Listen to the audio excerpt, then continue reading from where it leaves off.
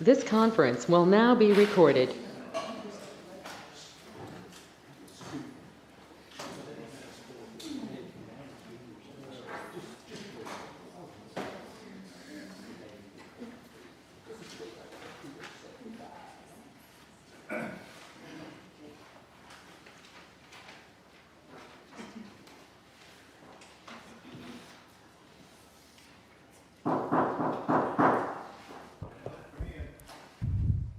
Good evening, ladies and gentlemen. I'd like to welcome you this evening, those folks online and in the chambers. Good evening, Council. I'd like to call to order this Haslet City Council meeting, Monday, April 6, 2006, at 7:01 p.m. We do have a quorum present. All members of the council are present. If you'll bow your heads with me, I'll offer you a short invocation, then stand for the Pledge of Allegiance. Thank you, Heavenly Father, for your many blessings and your grace and your protection. We thank you that our downed pilots were rescued successfully. We thank you for the skill and the courage that our service members have and the leadership that they have. We pray for your blessings over our nation, our state, and our city. In Jesus' name, amen.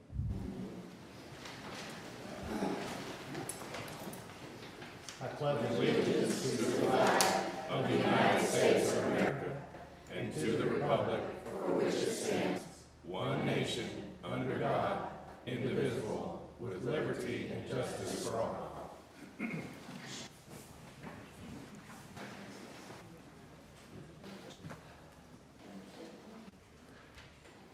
Proclamations and presentations. This is a proclamation on Parkinson's Disease Awareness Month. I would like to invite Mr. and Mrs. Delano up.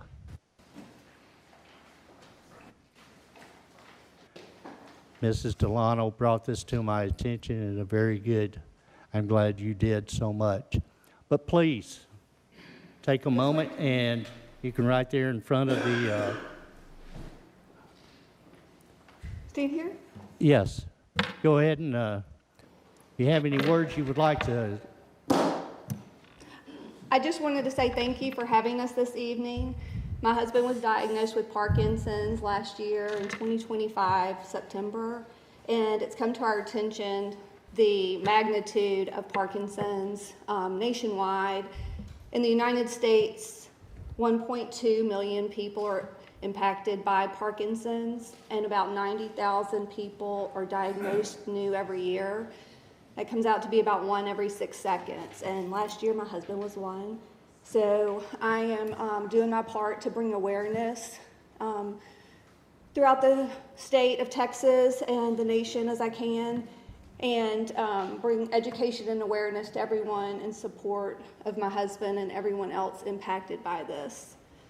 The economic burden is estimated at over $80 million, and that was for 2024, which was 10 years ahead of the projected economic burden.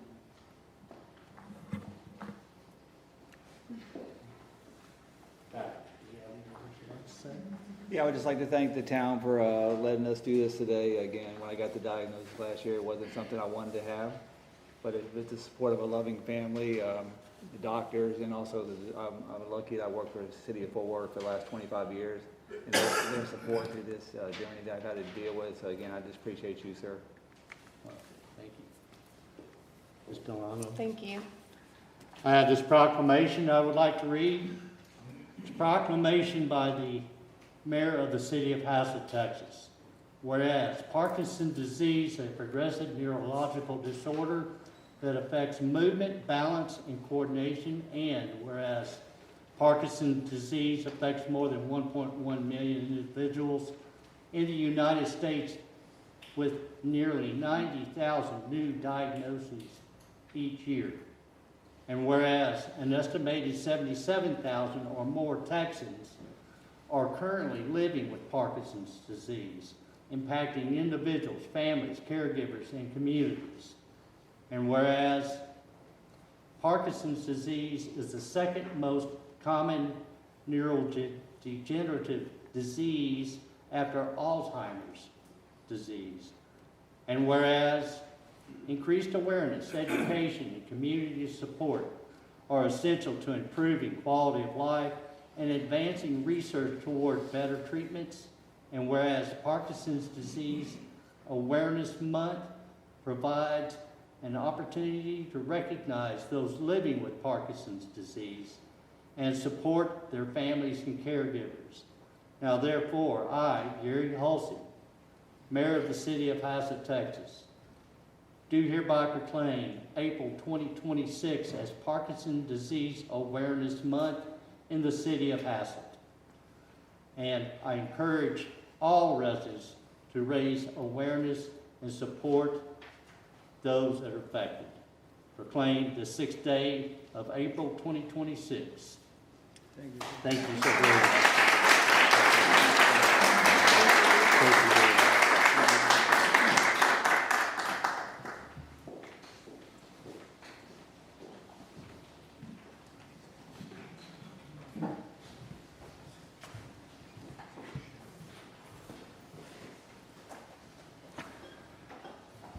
And again, Ms. Delano, I want to thank you so very much for bringing that to our attention. Let's move on to item 4, citizen participation and comments. Do we have any speakers? Yes, we have in-person comments and emails.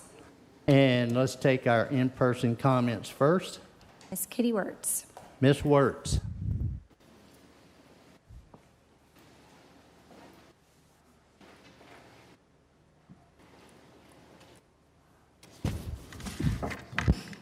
Hello, council members and Mayor Halsey. Kitty Wirtz, 205 Thistle Drive. I will be brief with my comments tonight. I want to thank City Council for your continued efforts in moving forward the much needed improvements for our roads and the bridge to be built as soon as possible. These actions are important to our citizens in the regional area around Haslet. It was disappointing to hear that the bridge might not start until 2029 in the last traffic summit, but I challenge City Council and all the powers to be to get into high gear and to make it happen as fast as humanly possible. We cannot afford to jeopardize the $100 million flyover bridge Mr. Morris spoke to us in the last council meeting. This will help remove the truck traffic from all other roads and help improve our traffic flow in all locations. I would like to ask Joe Aston and the City Council to have an update at every council meeting from our city engineer, who can provide the most current and factual information possible to everyone in one message. Our social media message boards are buzzing because everyone is seeking the truth and facts. Let's make sure it is coming from the most informed source. We do not need to divide our efforts when we are all seeking the same outcome. For those who do not think this affects our businesses, I beg to differ. I have had many conversations with businesses here in Haslet, and I am constantly reminded about the number one complaint they receive from their customers. When the train blocks their route, they cannot make the appointments on time, and they are delayed by the congested roadways. If you think folks are going to go out of their way to visit Haslet businesses, I would like you to talk to them directly to see how their business is going. We have lost the La Terra restaurant, and we cannot lose others due to this issue. We have heard from the Haslet feed store that since Main Street was closed from the west direction, it has affected their business. The frustration level has met its limits. The safety issue levels have met its limits. The main action now is how fast can this road work and bridge be completed. This is why I support the re-election of Tanya Morrill, James Watkins, and Doug Horick for City Council. They've been fighting the good fight and making important progress forward. Even with the headwinds the mayor has tried to throw against them all along the way. We should not interrupt their momentum of the current council and bring new council members into the mix who will not be as effective and those in the seat right now. They're getting the job done, and I'm proud of your progress. Please be aware, early voting begins on April 20th, so let's go out and do our civic duty and get out to vote for the candidate of your choice. If you miss the early voting, the final election date is May 2nd. Let's do our job. Thank you for letting me speak tonight. Thank you, Ms. Wertz. Do we have another speaker? Yes, Ms. Joette Keene. Ms. Keene.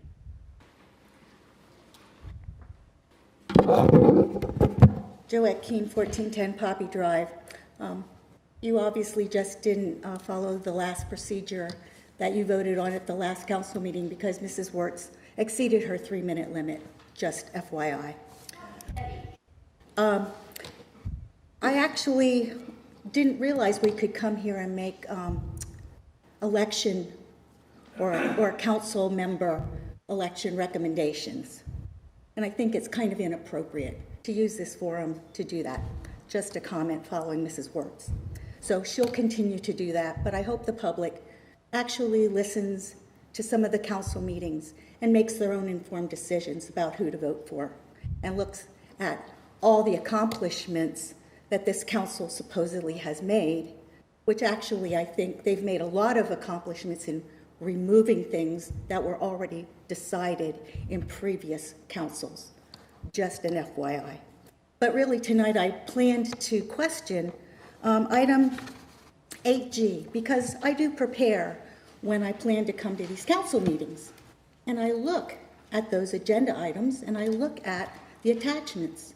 Now I question Councilmember Watkins, was it too late when you had this item added to provide any kind of detail of what you were planning to present or speak to tonight? So how are citizens supposed to prepare to understand what you're going to discuss if all that's there is a title? I think it's inappropriate, and I think Mr. Ashton could insist that if council members want to present something or speak to it, they provide the appropriate details so citizens can understand the topic and be prepared if we need to speak to it as well. Was there perhaps an agenda for Mr. Watkins to freewheel this, as he likes to do, and exert his own power or opinions? I think it's absolutely inappropriate that citizens are not provided with details in this agenda. Thank you. Thank you, Ms. Keene. Do we have another speaker? Yes, Ms. Laura Schlotteroff. Ms. Slaughterhoff.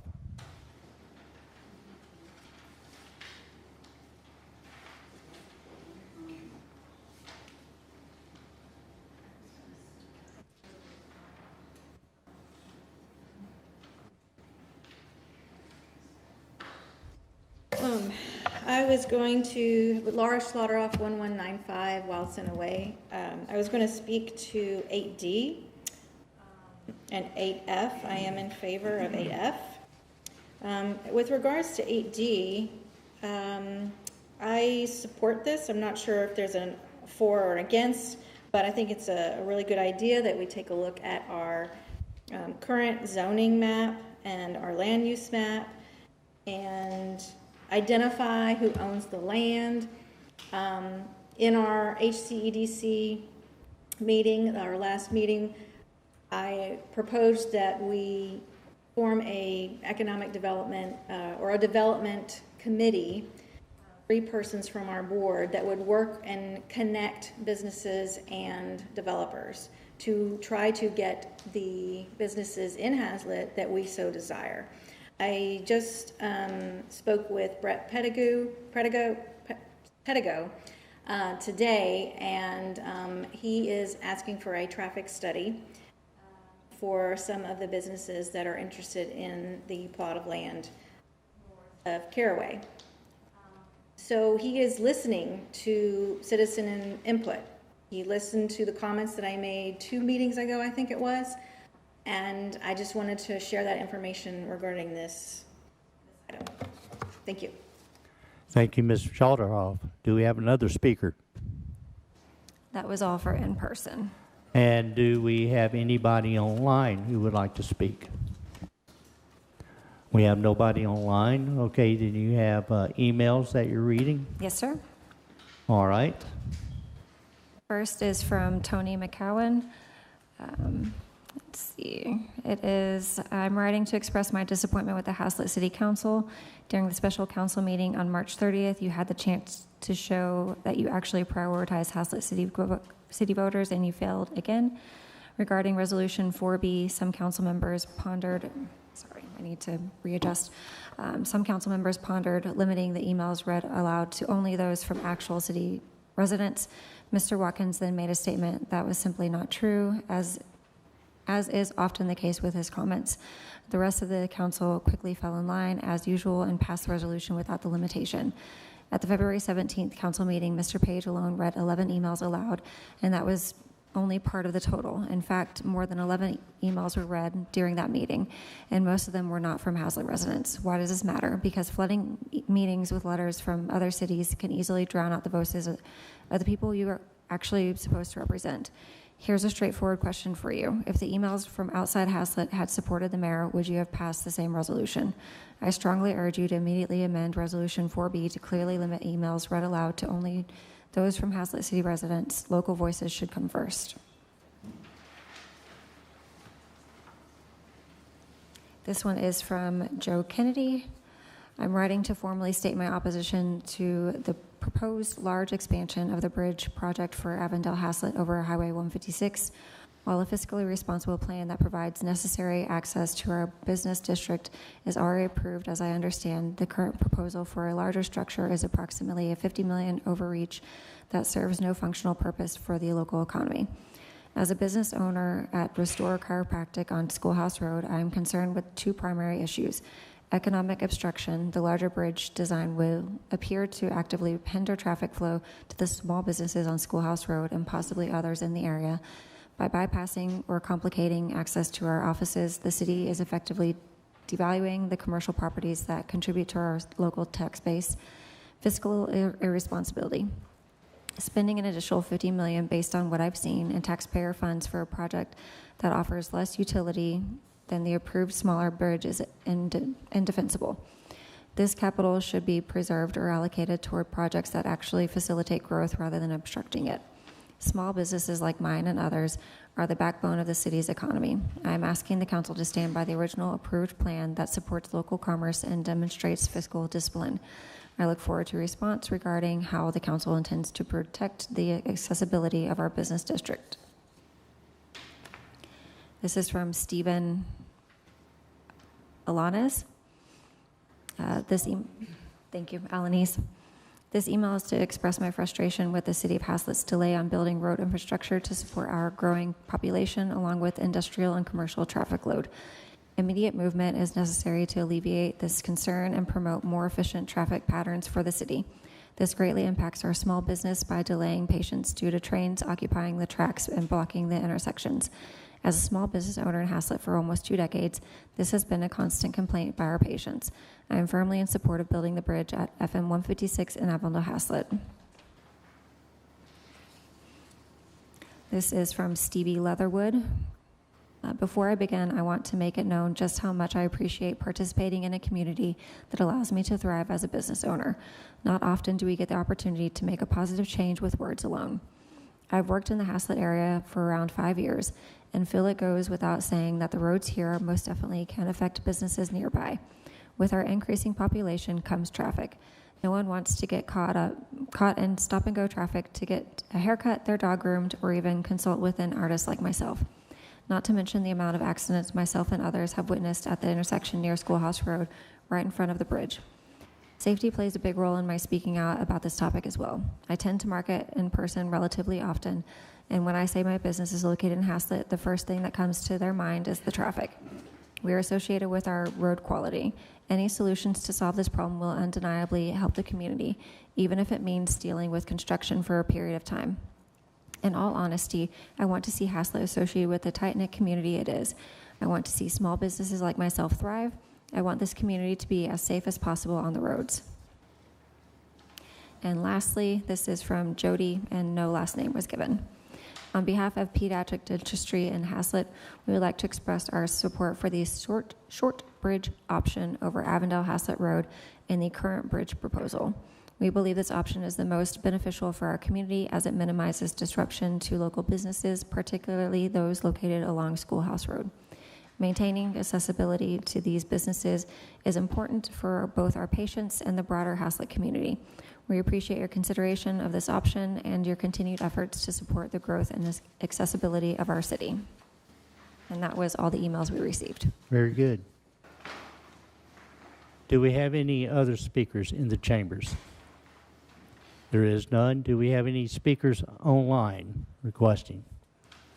All right, given we have no speakers remaining, I close the citizen participation and comments. Let's go to item 5, items of community interest. 5A, the City of Haslet general election will be held Saturday, May 2nd, 2026, from 7 a.m. to 7 p.m. for the purpose of electing council members place 1, place 3, and place 5. Please visit elections page on our website. All city offices and the Haslet Public Library will be closed Monday, May 25th, 2026, in observance of Memorial Day. We go to item 6. Mr. Tucker, if you'll present 6A, 6B, and 6C. Kelly, could you open that file for me? Good evening, Mayor and Council. Just some quick updates on active items. Next slide. One back. Just a quick showing of the last event we had for the Easter egg hunt. There was 26,000 eggs, and that's just some pictures of the event, just a couple I had on the phones. It was pretty well attended, and it's amazing how fast you can pick up 26,000 eggs. Next slide. First up, the fire station expansion project. I mean, if you've been by, you can see they are officially starting brick and masonry. They're doing HVAC installation, and they're starting interior finish out. Next slide. There's pictures from the outside. Next slide. And then as you see interior walls, as soon as the HVAC's in, they'll start doing the drop ceilings and paint and texture. So it's moving along. Next slide. One back, sorry. I believe it's June, into June, I think, is the new official, they should be completely open and ready to go. So, Public Works building update, basically the layout's still there. We're working with engineering, and staff is reviewing that proposed layout still. And then engineering is working up a probable cost of construction. So that's pretty much where we're at on that project. Like I said, every department, fire, everybody's getting a comment on that to move forward. And that's the same schedule we saw last time, but we're still on track with the schedule that was presented there. So it's still in the site layout phase. Next slide. The Keller-Haslet Road Extension Project, that is scheduled to be open by this Friday. The guardrail and some signage is all that's lacking on that. So they are putting in guardrail Thursday, final cleanup and pulling of barricades on Friday, and it's expected to be open Friday evening. Yes, sir. Kind of on the other end of that road, the light was blinking red for several days this week. Is that fixed? That was back to functioning on about 9 o'clock this morning. Of course, okay. It was out this afternoon from the power outage. Whatever the issue was, TxDOT had somebody out and they resolved the issue. Okay, thank you. Next slide. And again, this is just some pictures from at the end of the project. If you haven't seen, like I said, all the striping and all is down. The medians are built, and most of the signage is up. So really, it is it's finished out on the guardrail that was up there. We're pulling it back a little bit, and they're repairing another section. That's all it takes to finish that one. Next slide. Then just threw this in here because it was another active project on Shriver Drive. The drainage improvements are moving along. They've already poured one of the 4 driveways, and they've gotten the majority of the underground culvert pipe work. So we're making fast progress with that, and that's going on schedule and as planned. And then last is our Fund 20 road improvement project. As you can see, they are completely finished in the Old Town area. They've done most of the sections on Westport and Intermodal to the north. They're finishing up on Intermodal to the south. And next week on Tuesday, starting on April 14th, they're going to be doing the bridge asphalt transitions. Those will be done in the early morning. So that's a very quick turnaround. They're going to have it milled up, asphalt laid, and open to traffic. But there'll be a little bit of traffic control in the early morning, but it's not expected to make any huge impact to morning traffic. There is also going to be the intersection repairs. There was a notification that went out today. This one I've mentioned several times. It's the hardest part of these panel replacements. Those panels are all within the intersection, and we had looked at phasing that out. Everybody's agreed that the least impact to traffic is to do a full shutdown of that intersection, and they're going to do it over a weekend. So it's going to be basically a 72-hour shutdown. They're using a high-yield concrete, so it's going to be basically 48-hour cure time, and it's strength that early and be back open. So we've... Sorry, I was waiting for you. That's okay. This Friday? Correct. Okay. Are we going to put anything on, like, the Facebook page, for example, that we can all share it for these closures? We will add it to the Facebook. We already put it on the website and did it on the notification. I believe the digital marquees are already out there. Okay. Hillwood was notified because the biggest impact we think is going to be to the commercial traffic. And we will add that to Facebook as well. That way everybody has an opportunity to know there. Now the intersection, if you want to go to the next slide, I'll show you. This is the traffic control plan there. As you can see, you're still going to be able to make basically a right turn at every point of that intersection. So if you needed to go that way, you can follow that detour and with U-turns make it back through there. The intention is if you're headed eastbound, you're going to go Westport and then be routed to Haslet Parkway. And if you're headed westbound, you're going to go Westport to Intermodal to 156. So we are monitoring the weather. We're not expecting that to really be an issue, but if there's a change in forecast, there may be a change to this plan, but the intent is to get this done quickly and we're thinking the weekend work is going to make that safest and quickest for everybody. Like I said, those patches really are spread out throughout the intersection, and to try to maintain turning movements and have room for people to work, it just wasn't really feasible. So we think this is going to be the best opportunity. And Mr. Tucker, has NASD been aware of this? Because I know the big event is also this weekend, is Saturday. That shouldn't really affect them, but it might if they're not aware. We typically notify them. I don't know if we have. We talked about it, and David might have, and if he hasn't, I will. Okay, thank you. Oh, go ahead. That's just, we typically notify them on a list of stuff, but given it was a weekend, we didn't think it was necessarily going to affect The it. big event's going to be everywhere. You said the construction on the bridge right over here, it's early in the morning. Is that like 6 or 7? Is it what's early in the morning, I So guess? basically, they're going to maintain traffic through there. It will be around probably that 6 to 7 range, which isn't ideal, but it's timed with their availability to get asphalt. They're going to spread the repairs over 2 days is the plan, and they're only going to do one half at a time, so they'll be able to route traffic both directions. And so it'll be mill it up early in the morning, and then at the first available delivery of asphalt, they'll get it placed down and then open it back up to traffic. It's not a huge amount of cure time. It's really just until it cools down enough that it's not going to leave tracking that they can open it back up. Next slide. I think that may be it. Yep, that's all. Thank you. All right, the next 2 items I'll present. 6D, it's the off-system grade separation and Avondale-Haslet Road and Bridge Path Forward. You'll pull up that, there we go.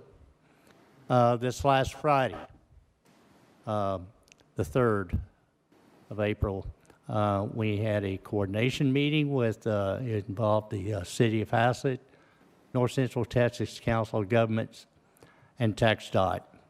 The meeting was facilitated by the COG Director of Transportation, Michael Morris. And in that meeting, it was discussed the grade separation being a dual path. And all were in full agreement. The short bridge design will be under TxDOT's purview, and North Central Texas Council of Governments will be that contact for the TxDOT. All city, the engineers, and KHA, the engineer of record, will provide input as they request. The long bridge application is agreed that it would move forward. It should move forward. Haslet and the North Central Texas Council of Governments will work on that as well. Next slide. This is a review. Here's the short bridge, starting at just the east side of John Day Road and terminating at FM 156. Next slide. The long bridge, starting east of John Day Road and terminating on the east side of Schoolhouse Road. Next slide. With regard to Haslet Parkway, Avondale-Haslet Road, and the bridge path forward, when I say Haslet Parkway, Avondale-Haslet Road, I mean the original project in its full scope from I-35 to our western city boundaries, but this includes a bridge. North Central Texas Council of Governments will be performing and they've already started, a comprehensive review with Haslet's assistance. Their objective is to determine the full scope to complete the project and incorporate, focusing on the short bridge over the railroad tracks. COG will interface with TxDOT on the short bridge design. A full cost estimate will be determined by COG with assistance of TxDOT for completing the entire project inclusive of a short bridge. Once that's determined, Mr. Morris, COG Director of Transportation, will go to the Regional Transportation Commission and request any additional funding that is required to accomplish that project. Next slide. Path 2, this is simultaneous to Path 1, recommended by TxDOT, Rail Division in Austin, as well as COG, that the Chrissy grant be pursued. So COG and Haslet will pursue the Chrissy grant. Should the grant be awarded, it was stated that COG would propose construction of the long bridge in lieu of the short bridge. So that was the essence of our meeting. It was a very good meeting, it was positive, and we're moving forward on both options simultaneously. That concludes my presentation. Do you have any questions? All right then. We can go to the consent agenda, item 7. Yeah, Mayor, I've got a question if we could. Yes, please.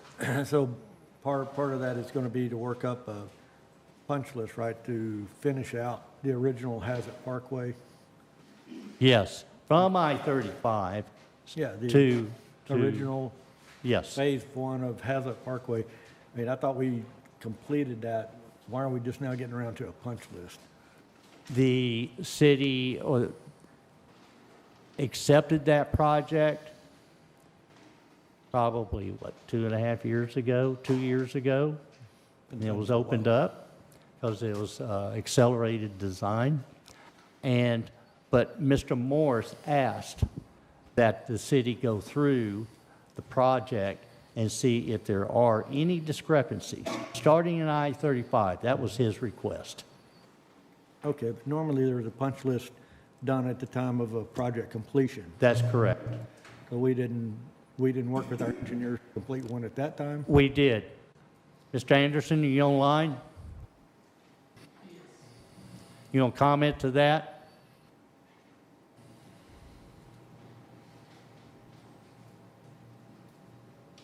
All right. Good evening, Mayor, Council. Yes, sir. We did prepare a punch list for TxDOT and COG back in end of May of last year, and that information has been examined by TxDOT personnel, and as the mayor stated, Michael, Mr. Morris. Councilman Hork is asking about from I-35 to intermodal. Yes, sir. A punch list with that. Yes, sir. All right. Mr. Morris asked us at the meeting if we would go through and review a list that TxDOT had assembled from the entire project limits to include the accelerated portion of the L. And so that's what we've got a meeting set up for 9 o'clock on Thursday to begin that process.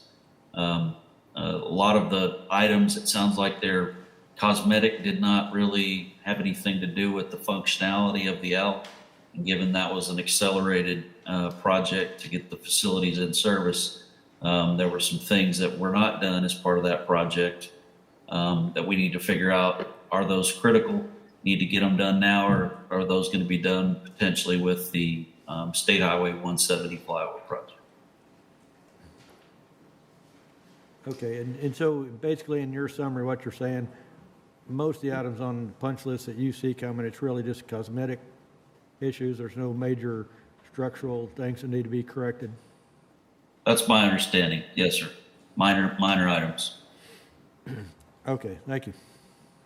Mayor Halsey, since there wasn't an attachment, can the citizens and the council get what the off-system grade separation in Avondale, Haslet Road and Bridge Path Forward you presented from the April 3rd meeting sent out? Sure, we'll put that, I guess most convenient be put it on our website and it can be downloaded. Okay, thank you. Ms. Babcock, if you make a note of that, we'll follow up on that tomorrow.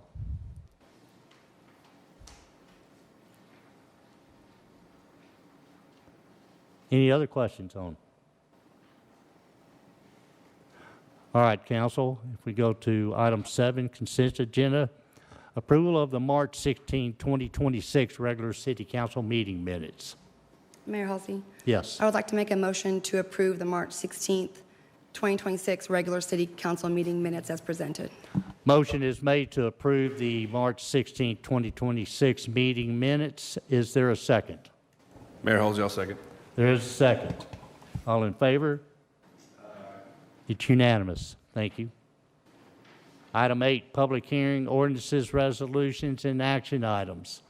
8A, discuss, consider, and act on recommendations from the Haslet Parks and Recreation Board regarding the 2025 Park Board survey results.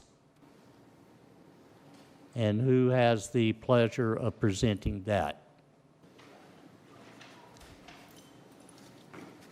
Volunteer to present that if you'd like. There is an attachment there, if you will. So Park Board reviewed this, and the turnout was relatively low. I believe we had 101 responses. And from the responses given, Park Board encouraged us to pursue projects in those 3 ranked items, which is walking trails, indoor recreation centers, and improvements to the outdoor athletic fields. Will you open the Exhibit H? As you can see, this exhibit here gives a breakdown of the responses. They were basically given 5 choices to rank them.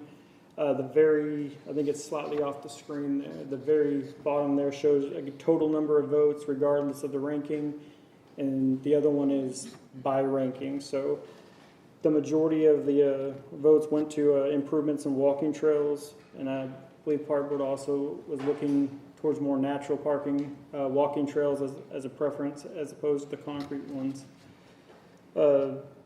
Nature areas, things like that, indoor recreation centers, pickleball courts, all those ranked relatively high, with the lowest being sand volleyball, solid courts, and things like disc golf.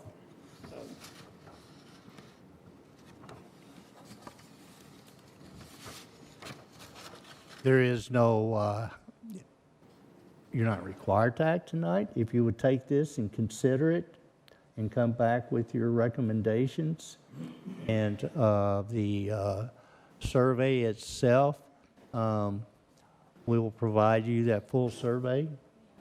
We have that. This is in alignment with the past surveys, with the walking trails being very high and the rec center being high. I think it's a great opportunity for a senior space with the rec center.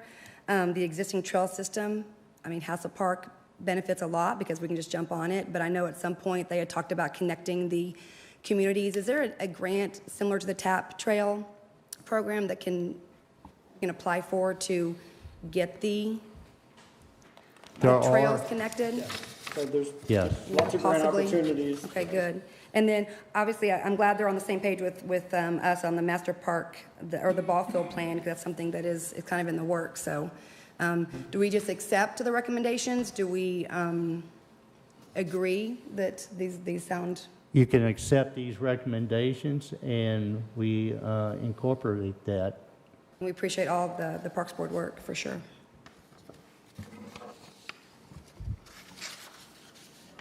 Yeah, I'm just looking at this. It's good information. I'm thinking this is what, now we can, Park Board can take this and start utilizing as they look at things to do with the parks. That's their arena, so it's good we've got this. This should be at least some baseline work for them to work with. Instead of just being event planners, this gives them some groundwork on what the people in the city want to do with our park. So, I'll look forward to seeing what Park Board brings for their recommendations back to the council to move forward with.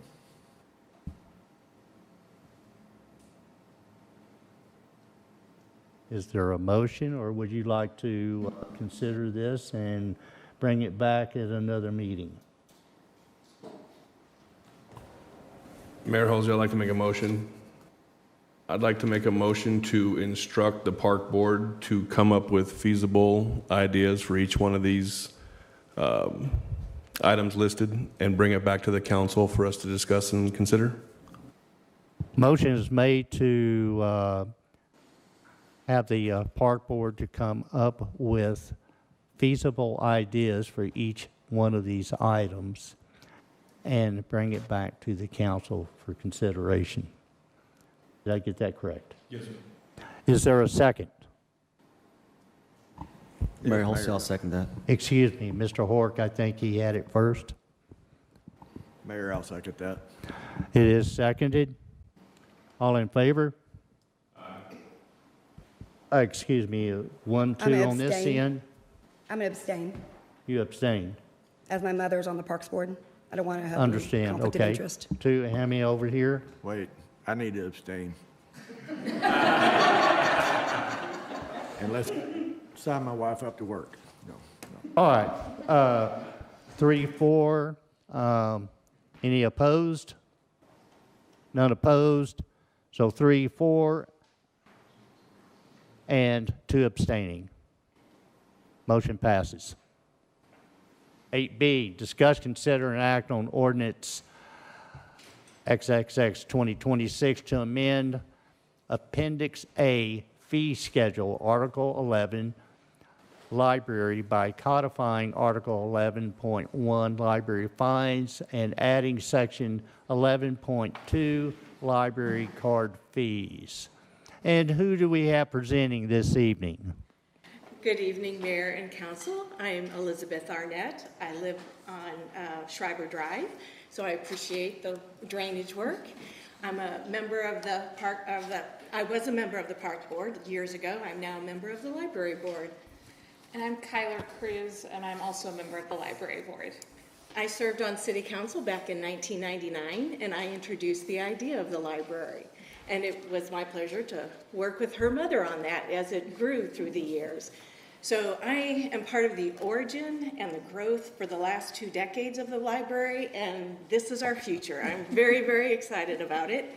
And we are bringing this item back to you because you had questions the first time our library director presented it. And I wasn't here for the meeting, and I heard, oh, sorry, I'm disappointed of how it went the first time. So I'm hoping we can try again and answer some of your questions about why the library board brought this to you and how beneficial it is to the city as a whole, as well as to the residents who are paying for this library, because it's not free. Go ahead. So the large majority of library card holders for the Haslet Public Library are non-Haslet residents, which means that they are not paying into the city taxes that goes to support the Haslet Library. In the past, this hasn't been a problem, but as there has been continued growth in the community, both around Haslet and in Haslet, then that means that the excellent programs that our library puts on fill up very quickly. And people who are City of Haslet residents and who do contribute financially to the library actually are not able to attend some of the events because they fill up too quickly. There is not a toddler story time or a baby story time that is not packed to the brim. And in fact, they've had to leave the library and come to the city council space because of how much interest there is. Also with our summer reading programs, those fill up quickly as well, and we have programs every week for those. And so the main point of instituting a fee is for us just simply asking families who utilize the Haslet Library but do not contribute for their city taxes to contribute $25 a year.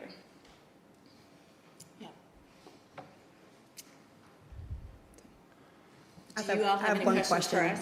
Just my only question is, do you think it'll change when the new 4th library opens up, that they'll pull a huge amount of people, or do you think, I mean, your library is amazing, so people will come no matter what, but do you think that's going to affect? From what has happened when the city of Fort Worth has opened satellite libraries in other locations, they for a short time may pull some patrons, but when that ends up happening is the patrons will use both libraries. And especially with the program that the Haslet Library does, the Fort Worth satellite libraries don't have as much programming, so we still expect people to come to the Haslet Library for that programming. I am for, the fee I don't think it's a bad thing. It also helps your library. I know when we moved from Fort Worth to Haslet, my wife was like, she wanted to go back to the Fort Worth library to get something. She was in the area with her kids one day. She's like, hey, let's go to the library. Well, they're like, it's like a $50 fee. And she was like, oh, wow. So I think $25 once a year, I mean, that's pretty much nothing in the grand scheme of things to people. So I think that's very reasonable. So I support that. I'm also grateful that the fee will help the general fund of the city. We don't have a huge sales tax base. We don't have a bunch of restaurants. We don't have the 35 corridor that other places have. So this is just one small way that we can help contribute to the general fund of the city as well. So as a taxpayer, as a resident, I think it's a win-win for the Haslet Library, the Haslet residents, and the city as a whole. Well, I believe I was reading information in here, and it has the potential to generate, about $144,000 a year? I was thinking it was closer, is that the number she presented? 114. I think it was like 114. Is it 114, yeah, I thought that was, yeah. Yes, so Well, that's very good. That would, that does, it's a little that does something. help. Mr. Yeah. Mayor, may I ask a question? Yes, excuse me just a second, sir. That would help fund a position at least. Absolutely. Mr. Crothers, So where does the projected revenue from this fee go? into Which the fund? general fund. Into the general city. Haslet. It goes into the general fund for the city, Correct. not into a fund for the library. It goes into the general fund at this point, yeah.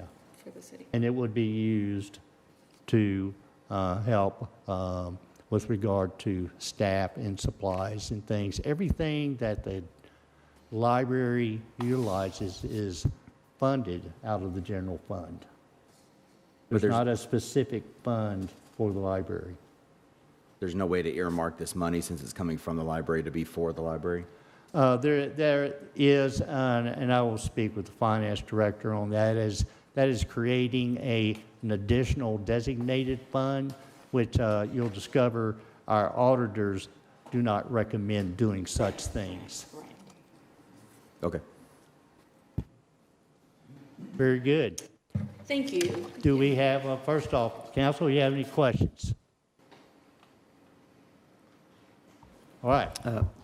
If none, yes, please. When would this take an effect? Is this like immediately, like if we just vote on it? Thank you. May 1st would be ideal. Say it again. May 1st? May 1st. And that would be ideal, because the biggest impact will begin on June 1st. How do you? The ordinance goes into effect on May 1st, but if you want to adjust that date as a part of your motion, you can do so. Say somebody lives in Fort Worth, just west of here, and they have a library card. How did they just get a letter in the mail that said you owe us $25, or how's that going to work? I think we're doing it upon renewal. Upon Right. Okay. Okay. Mayor Halsey, you want to say one thing? Please.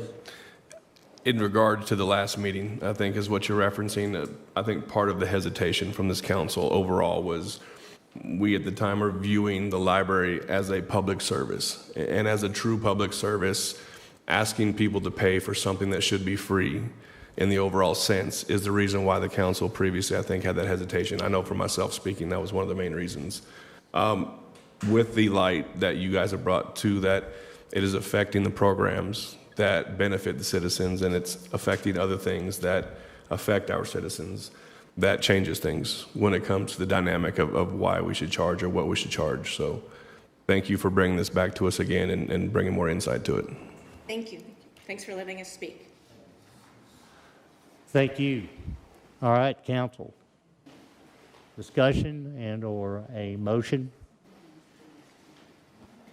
Yes, Mayor, I'd like to make a motion that we approve ordinance XXX 2026 to amend Appendix A fee schedule, Article 11.000 library by codifying Article 11.100 library funds and adding Section 11.200 library card fees to take effect May 1st, 2026. Motion is made to approve the ordinance to amend Appendix A fee schedule and as stated in the agenda item, with stipulation that becomes effective May 1st. Is that correct? Is there a second? Mayor Halsey, I'll second that. There is a second. All in favor? Aye. There are 4, all opposed. I love you, and I just think library should be free, but I'm glad it passed. I just can't in good conscience vote for it. But thank y'all so much for all you do and reading, I know. We're paying for it. As a taxpayer, it's not free to me. I'm paying for it. Thank y'all so much. So there's 4, 1 opposed. Motion passes. Thank you, council. Item 8C, discuss, consider, and act regarding the 24-25 audit of the City of Haslet finance statements. Ms. Lamb.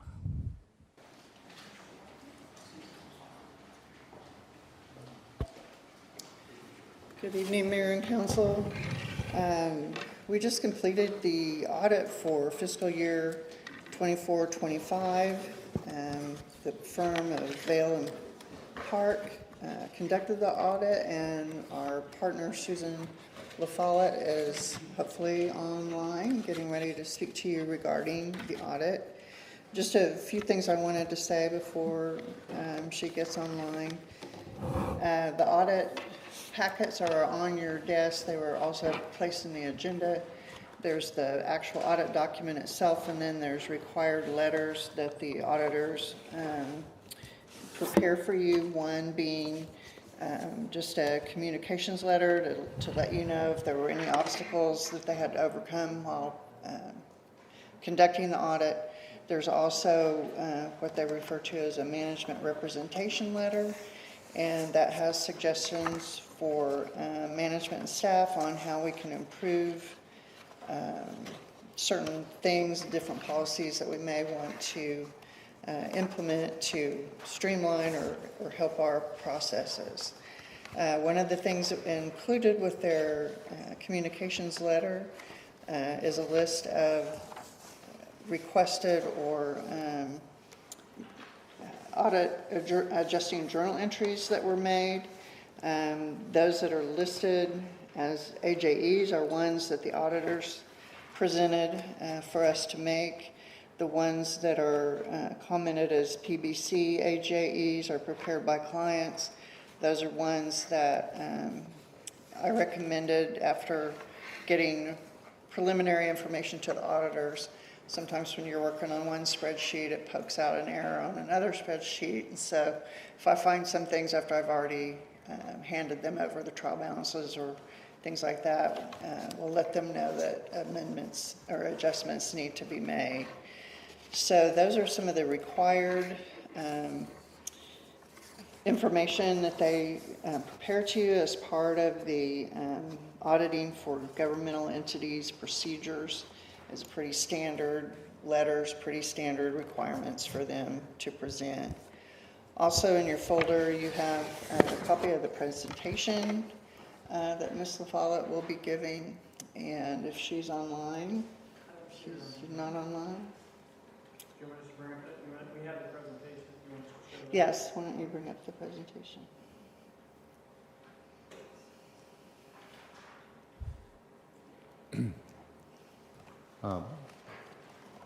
Ms. Lamb, do we have a number that we could call her and see if she is having technical difficulty? I'm not sure that I have something for her. Hang on just a minute.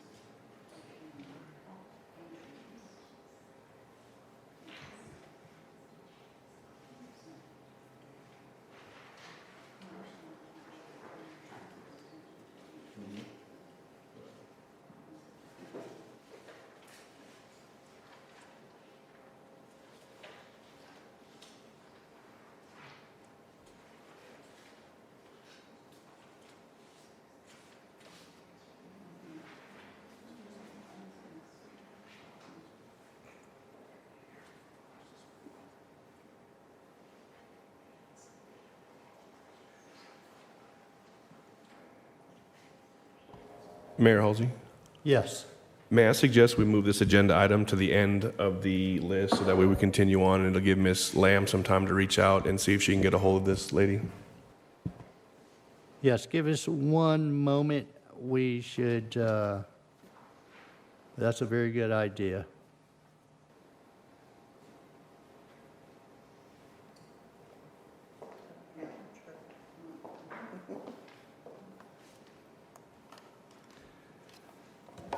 All right, we don't have a contact number, so that's a very good idea.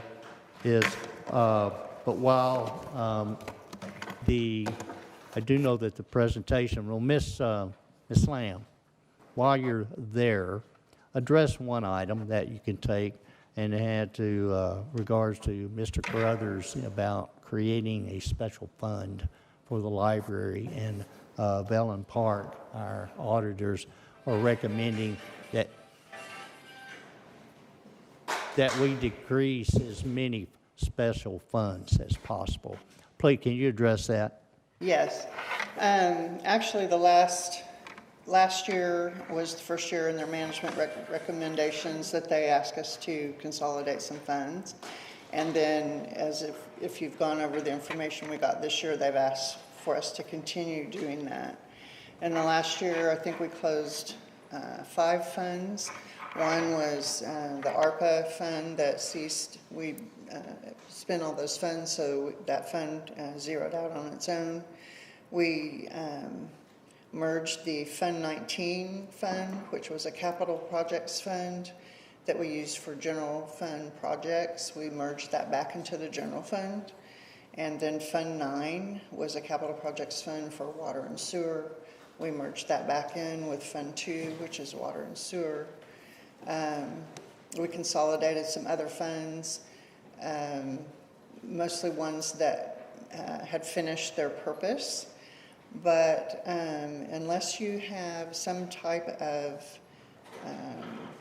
taxing mechanism or some revenue that is restricted by law, they're really requesting that we not just have special funds. It makes their auditing more difficult. It causes extra testing. Anything that makes the audit more difficult or causes extra testing costs the city more money for the audit engagement. It also it's a lot of staff time to continue to maintain those funds and make sure that we're following the gist of those. We do still have some funds that we will probably be merging further. Some of our reserve funds that in the past we've just put them out as separate funds, we'll probably move them back into the funds that the reserves are set aside for. So part of our emphasis on doing that and trying not to form more is that we are converting to a new software platform. And so we want to start that out just as clean as possible, have the fewest number of funds, and be the most efficient that we can with the funds. Ms. Lamb, could you comment on the recommendation 2, which is about the coronavirus funds?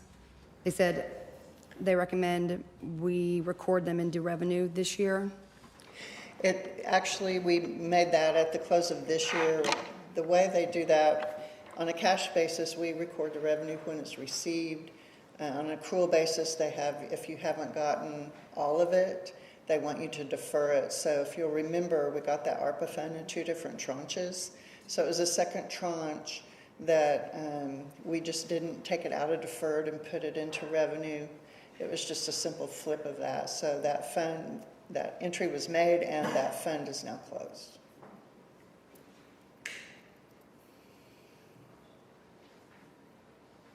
Anything else? All right. I've attempted to call several numbers, but they are office numbers, and I've had no luck. We've sent the Velen Park an email, Ms. Lafotte, to come online when she gets here and is available. So we will move this. We'll suspend this item towards the end of the meeting in hopes that Velen Park will be online to be able to give you a presentation.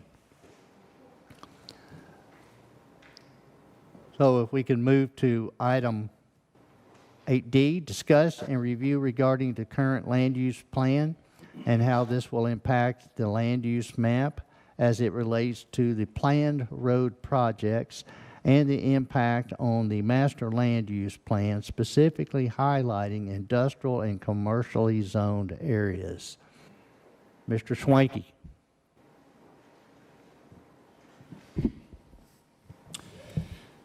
Mayor and members of the council, this was an item that was brought up at our last council meeting by Councilman Hurrick.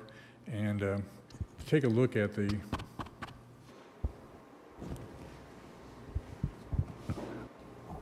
Can you hear me? Can hear you now. And it was to take a look at, specifically, commercial, industrial, and also thoroughfares and how they impact it. And one of the things that was brought up is just the process also. One of the things that our ordinances call out in our zoning ordinance in section 2.2.2 is the body that makes recommendations to the city council is the Planning and Zoning Commission. And really, if there needs to be changes, it's something that this council ought to tell the Planning and Zoning Commission they'd like them to review it again and come back with recommendations, for the council. And that's where it usually starts. And master land use plans, they usually are updated every 5 to 10 years, but they can be updated any time that the council feels that it's necessary. But land uses and thoroughfares are important in what happens. Like commercial uses normally happen at major intersections and not midstream along thoroughfares. And that way you get both the north-south traffic and the east-west traffic along these thoroughfares. And the existing master land use plan actually accomplishes that.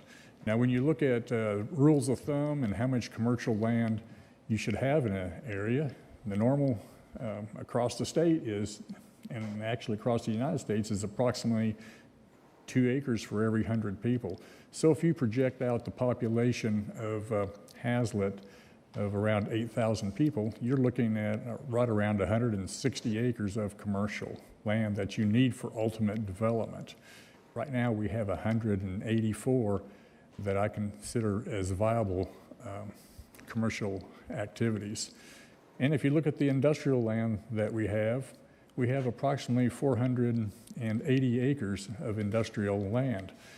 One of the things that concerns me on adjusting master thoroughfares and master land use plans is a lot of people have made large investments in money and resources on tracts that show up on the master land use plan as industrial. And I know they've closed on several tracts based upon the plan, and now we're going to potentially go back and say, no, we want something else. So that concerns me a little bit.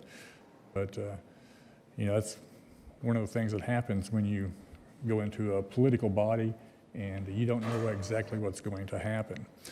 But my recommendation is if you want to see some adjustments in this plan, is tell the Planning and Zoning Commission, come back with recommendations. And if you think there's too much industrial land, too much truck traffic, and the thoroughfares won't support it, then that would be the method to do it. Swanky, can I ask a clarification? Yes. Did you say 2 acres per 100? So we would need about, 160, and we have 180? We have about 184, and that's taking off some large chunks that I don't feel are viable commercial tracts that are zoned for commercial. So theoretically, we have a little extra. Right now, of actually zoned property. So, but when you look at the master land use plan, we're showing about 5 to 6 times that much right now. Well, are we allowed to discuss this, or are we just saying we're going to have somebody else come back with recommendations? What are we doing here? You can discuss it, absolutely, and any of your suggestions or concerns can be carried forward, and Mr. Swanky will present them to the Planning and Zoning Commission. But that's the body that starts this. Okay, Mr. Swanky, my concern, my question, my brainstorming, and I'm not an expert, so I need your advice. We do have a number of residential tracts that are ag exempt, and so the taxes that they pay are very low, which is the legal way it's done. But that also impacts our income from sales, from a property tax. So do we need to have higher amounts of commercial and the other types of land so that we can get more income from those to offset all the ag that we have in our town? Well, over the course of time, that ag is going to go away as land develops. And you do have some very large tracts that are currently zoned as agricultural. And until they actually develop, taxes are going to remain relatively low on those because they base it upon utilities that are available to them, what's being developed, thoroughfare access. And so you can have some land that's just sitting there. It's zoned for residential or industrial, and it's not really generating that much because it's vacant land, whether it's zoned agriculture or not. Can I ask the question a little differently? This standard that you said is 2 acres per 100, is that based on a city, not Haslet, but just a regular city that has multiple kinds of residential development, commercial development, agricultural development, all of the different things? Or is it, because we are not a typical city. We don't have any multifamily. We don't have any, we do, the highest density we have is like a neighborhood like Caraway, but we have a lot of neighborhoods that are half acre, which is how we want it. But that impacts, the density and all of that impacts. So I wonder if this 2 per 100 is still the right one for Haslet versus actually, I think another city has better. I think it's high. And the reason why I think it's high is you have multiple centers in close proximity. You have the 11435, and then you go to the south, and you have that area around 287, which draws away from our commercial activity that we can have. It really does. So it really impacts that number of 2 acres. And that's one of the reasons why we have less, because you can get in your car and go down to these other places rather quickly. And getting retailers to develop in an area that's in between is tough. But then we don't get the sales tax if they drive somewhere else. That is true. We don't. So Blue Mound East-West is not really a corridor that we can develop commercially because it's mostly houses up and down that road.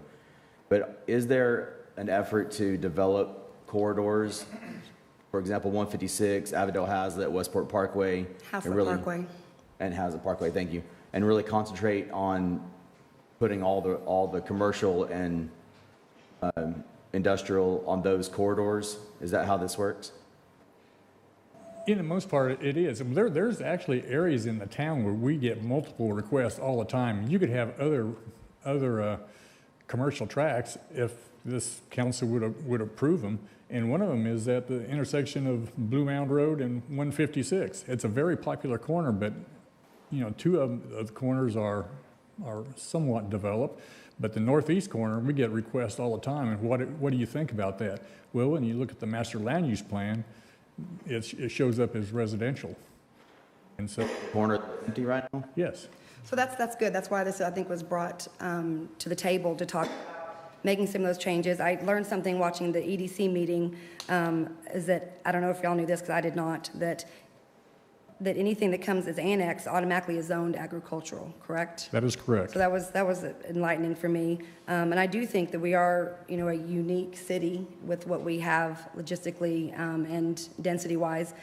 But it's good to know that the proper path moving forward is to get an ordinance, talk to P&Z to present something to, because I was looking back on when this was ordinance amending it on May 20th of 2024, it was to take something from industrial to residential. And one of the main arguments was to have less semi-traffic and to better serve the citizens. And I think we're hearing from the citizens of what they want here and trying to get some retail and some commercial to bring up the sales tax. I know that 156 in Schoolhouse was kind of talked about at one point as some commercial area. Can you talk a little bit about that?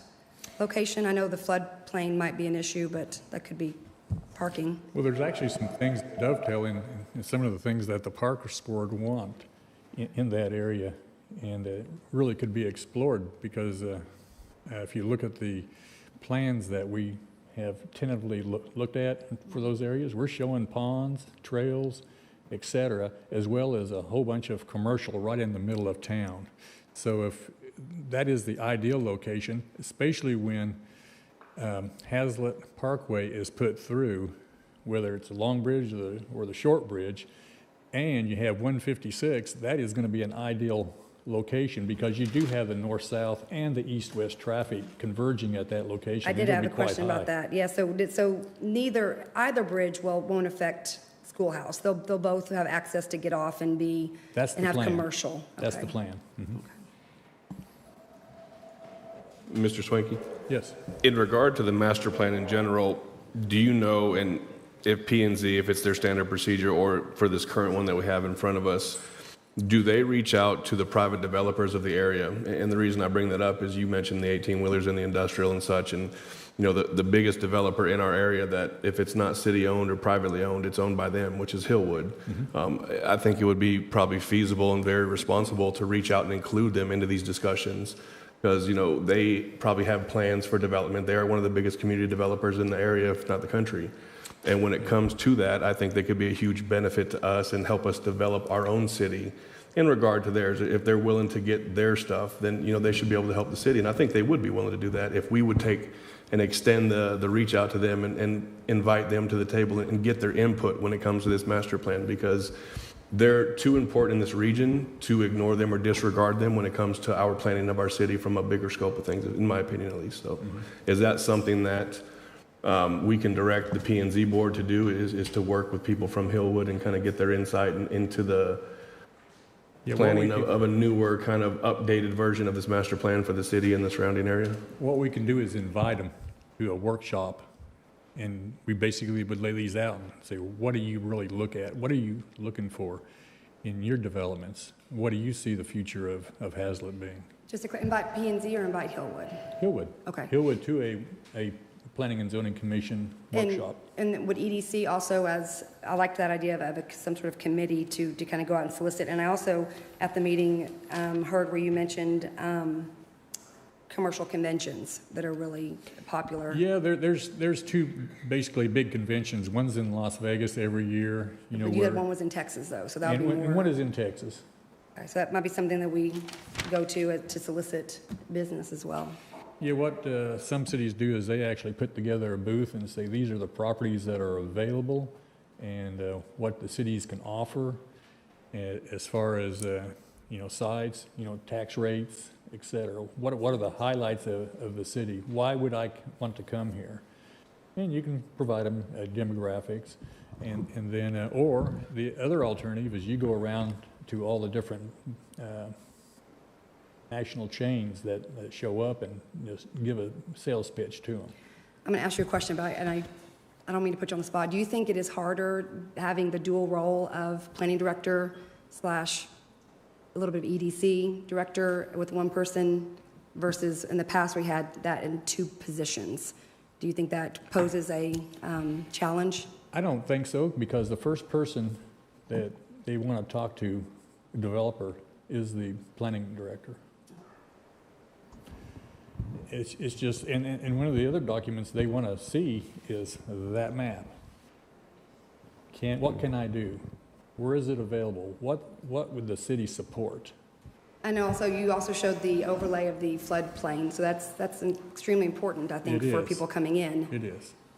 So when people call, that's something you're up front with. I mean, I know with like Lee's Barbecue, there's been a few places or a few people interested, and I think the floodplain has kind of scared them away a little bit. Well, Lee's Barbecue is a unique situation. First off, they have zero parking. I think everything in Haslet is unique, first off, but well, Lee's especially because they have no parking, because their parking that they have right now is in TxDOT right-of-way. Schoolhouse Road is. And the other problem is the back corner of their building is in the floodplain. And so really from a real developable standpoint, it is not a good site. And it never will be.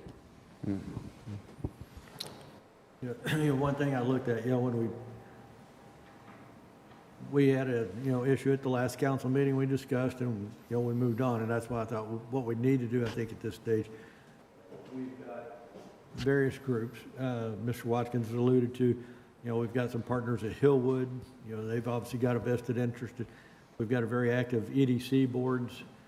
They bring different perspectives to this, and this is why, obviously, we didn't bring this to make decisions tonight, but I think the decision needs to be made.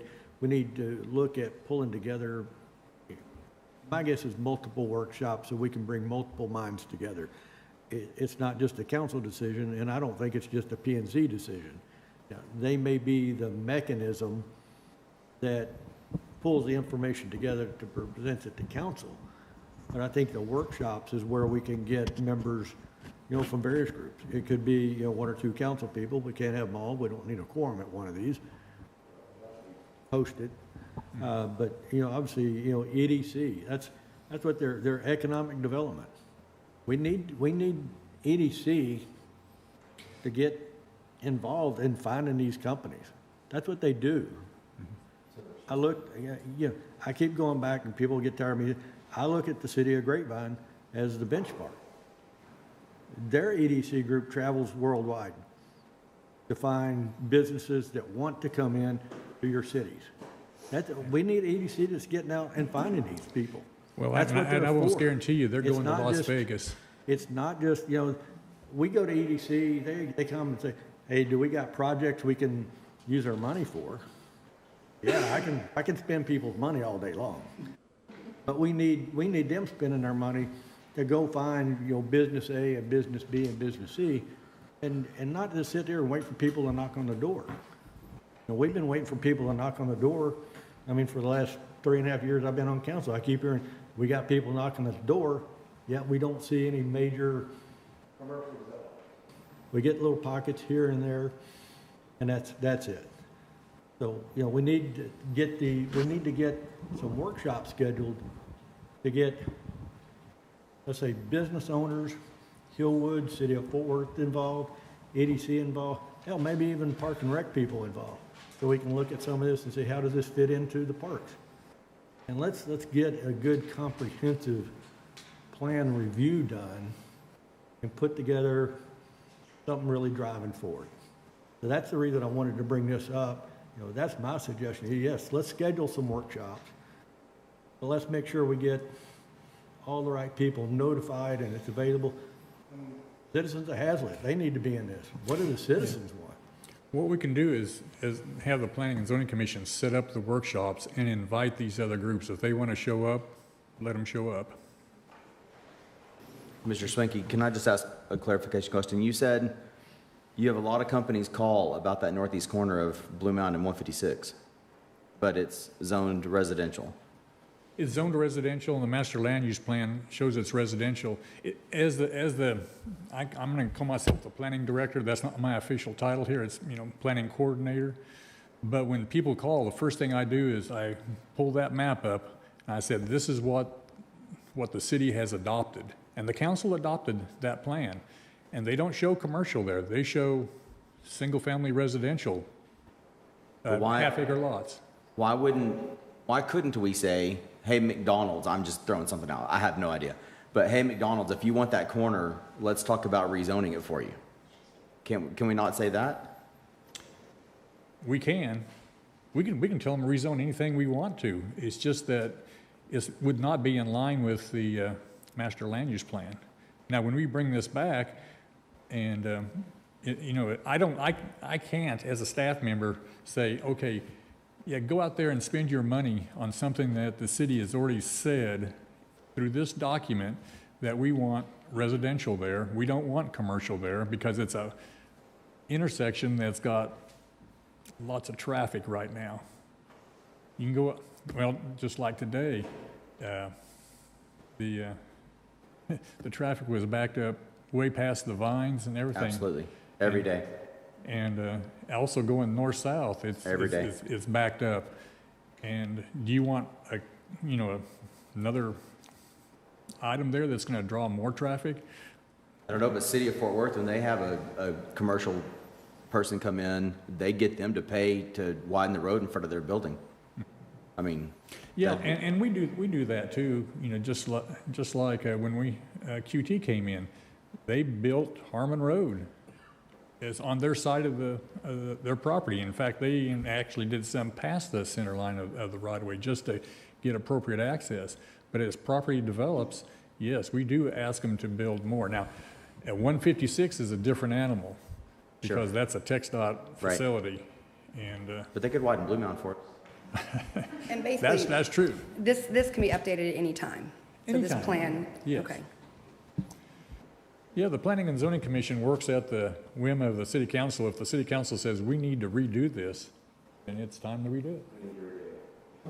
I definitely have a lot of areas on here that I would like to be zoned commercial or, you know, taken off industrial. So that I think a workshop would be really good to kind of throw in some 2 cents on changing, updating a lot of this pink to red. Well, one of the things, you know, the pink color, the / industrial color, if you're going to change something, change it at major intersections. Don't change it mid-block. Because you need both direction traffic to have a good, viable corner. That's why Blue Mound Road and 156 would be a good corner if you wanted commercial there. Because it's 2 major intersections. And there's traffic loads there. But when you just have one, it's not a good place to be. And if you drive down the Westport Parkway and you watch the people that are in the cars, they're usually single occupied and they're not interested in stopping anywhere. They have a destination in mind. They're going home or they're leaving. That's when the traffic. I guess my argument to that would be is on Westport, on the east side, we have the Schlotzsky's and the Taco Bueno and the... At the intersection. Right, so the intersection of Harmon and Westport, where we made the decision, might also be a viable spot as well. It is an intersection, so Yeah, and it's a little bit more west. And in the future, it'll be a major intersection because Heritage Parkway and Harmon Road will connect right there. And so that creates even a bigger, better corner. Yeah, no, I mean, you brought up a valid point, because I think when Haslet Parkway was still in the infancy and not even dirt term, and I think I was still on P&Z at the time, one of the things they kept talking about was commercial development then, and what you wanted to look at was, okay, where are you gonna have your 4 corners to develop? It was Haslet Parkway and Intermodal and Haslet Parkway and Harmon Road. I mean, those, just like I said, that's where you wanna concentrate, your commercial piece. Haslet Parkway and Harmon Road, we're pretty much there. We've got that laid out. How we ended up with a little square of industrial stuck there on Intermodal and Haslet Parkway, I'm not sure about that, but. That was before me. Yeah, so. But that's the thing, but there again, that's, as you alluded to, so that's why I think it's a good time now that we've got more people interested in this. Like I said, EDC, we got citizens that are coming up speaking with this. I think it's a good time let's put some workshops together and, maybe it's 1, maybe it's 2 or 3, give different people different options to attend one. And, let's see what kind of information we can put together. And there's some things that it's really, I'm going to say up in the air because they really are up in the air because there's a flyover that's, not talked about, at going on from Haslet Parkway to Intermodal that hasn't quite solidified yet. So there are some other things that will impact all of this area. Flyover is mainly for truck traffic coming. It is for truck traffic. On Intermodal, so that'll free up people not dodging semi-trucks as they're coming down Haslet Parkway. They'll be freer to get in and off of Haslet Parkway. Yeah, that's the plan. Trucks, there'll still be a few, but the major portion of it will use the flyover, so a limit to your residential drivers on that road. So it's, there again, to me, that's more critical. Let's figure out where do we need to put some commercial development at.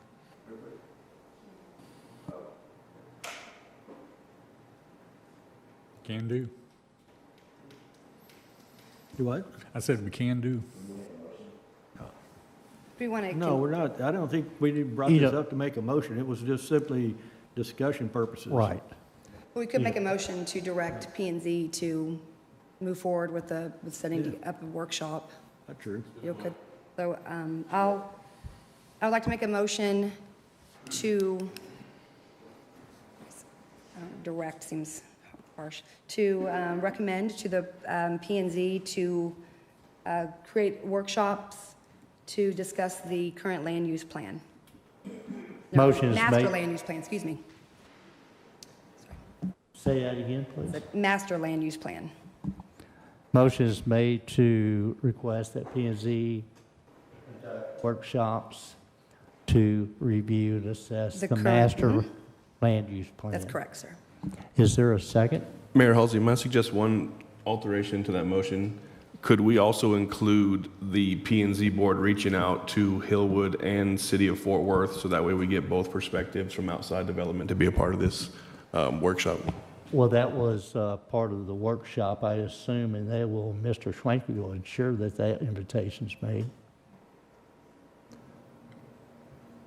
Thank you, sir. As long as somebody reaches out and that Yes. invitation gets made is the only thing I was concerned about. And I called for a second. Is there a second on that? Who did that? I'll second that. There is a second. All in favor? Unanimous. Thank you. 8E, discuss, consider, and act to award a contract to Legacy Contracting LP DBA Control Specialist Services LP for emergency backup generators.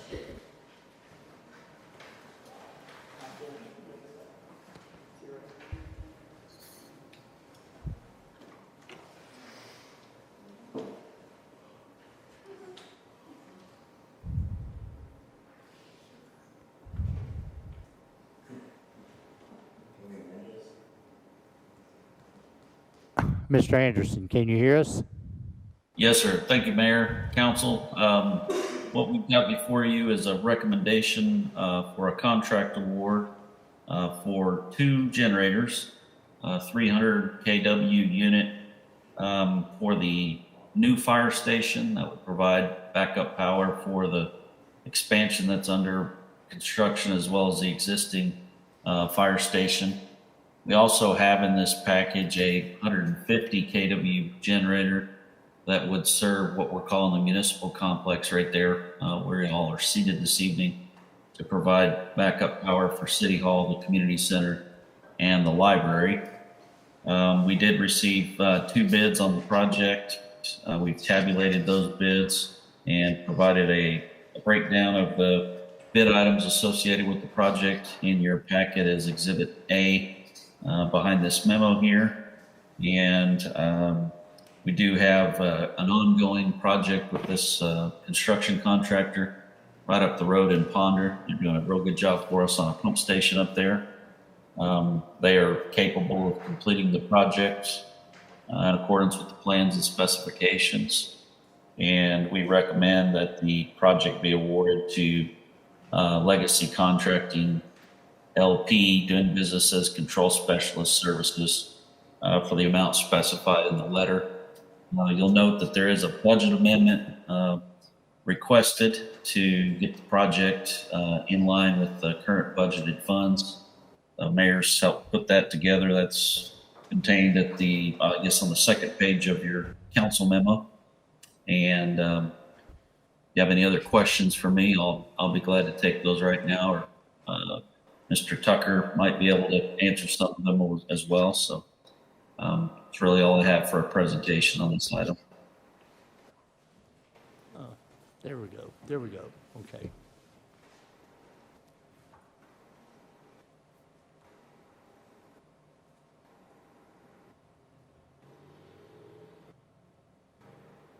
I did want to point out that the existing generator that is at the municipal complex, we've determined it to be adequately sized for the new Public Works permitting office that we've got under design over on Schoolhouse Road. And so our plan is to take that unit and get that relocated over to the Public Works shop until such time as we're ready to go to construction on the new Public Work Annex building. And so that unit that is there behind the community center today would be repurposed for use over at the new Public Works Annex facility. So while we are asking for a award for two generators, we're essentially getting 2 new ones, and we're able to repurpose the existing facility over to the Public Works that is under design. The existing generator that's at the fire station, they've had fits and troubles with it for a while, so that unit would need to be taken as surplus and done with as appropriate by the city once it's out of commission. I just wanted to point that out. So council, you have here the total project cost is $625,820.83. Current project funding in our line item is $505,000. Therefore, we need $120,820.83, as rounded to $121,000 additional funding. We have a current contingency fund of $907,821. Funding the 121 out of contingency would leave us a balance of $786,821. We're halfway through the year, and we have sufficient contingency funds to continue on. I would make that recommendation. I just had one question. Thank you, Marcy. Having the budget right here for this is nice as well. But on 289, it's asking to take the $305,000. I see that one from the fund fire station generator. But then on the 321, we're only using the 200,000, not the 120 that said current budget. It's the 200, which is why there's a deficit. Is that correct? Okay. Thank you. What are you looking at? The budget, page 289, the budget on page, these two project fundings, 19. And I was just looking at the numbers because one has a current budget and one has projected year end, and I was adding those together, but I need to only look at the 200,000, and that's why it's short the 121. I don't have a budget book with me. Oh, here it is. Yep, that's the page 289. Page 289. I was just making sure I was looking at the numbers correctly. That was my only question. Originally, I think that was done the original budget for 120 was done in a previous year, and we bumped it up to 200. Thank you.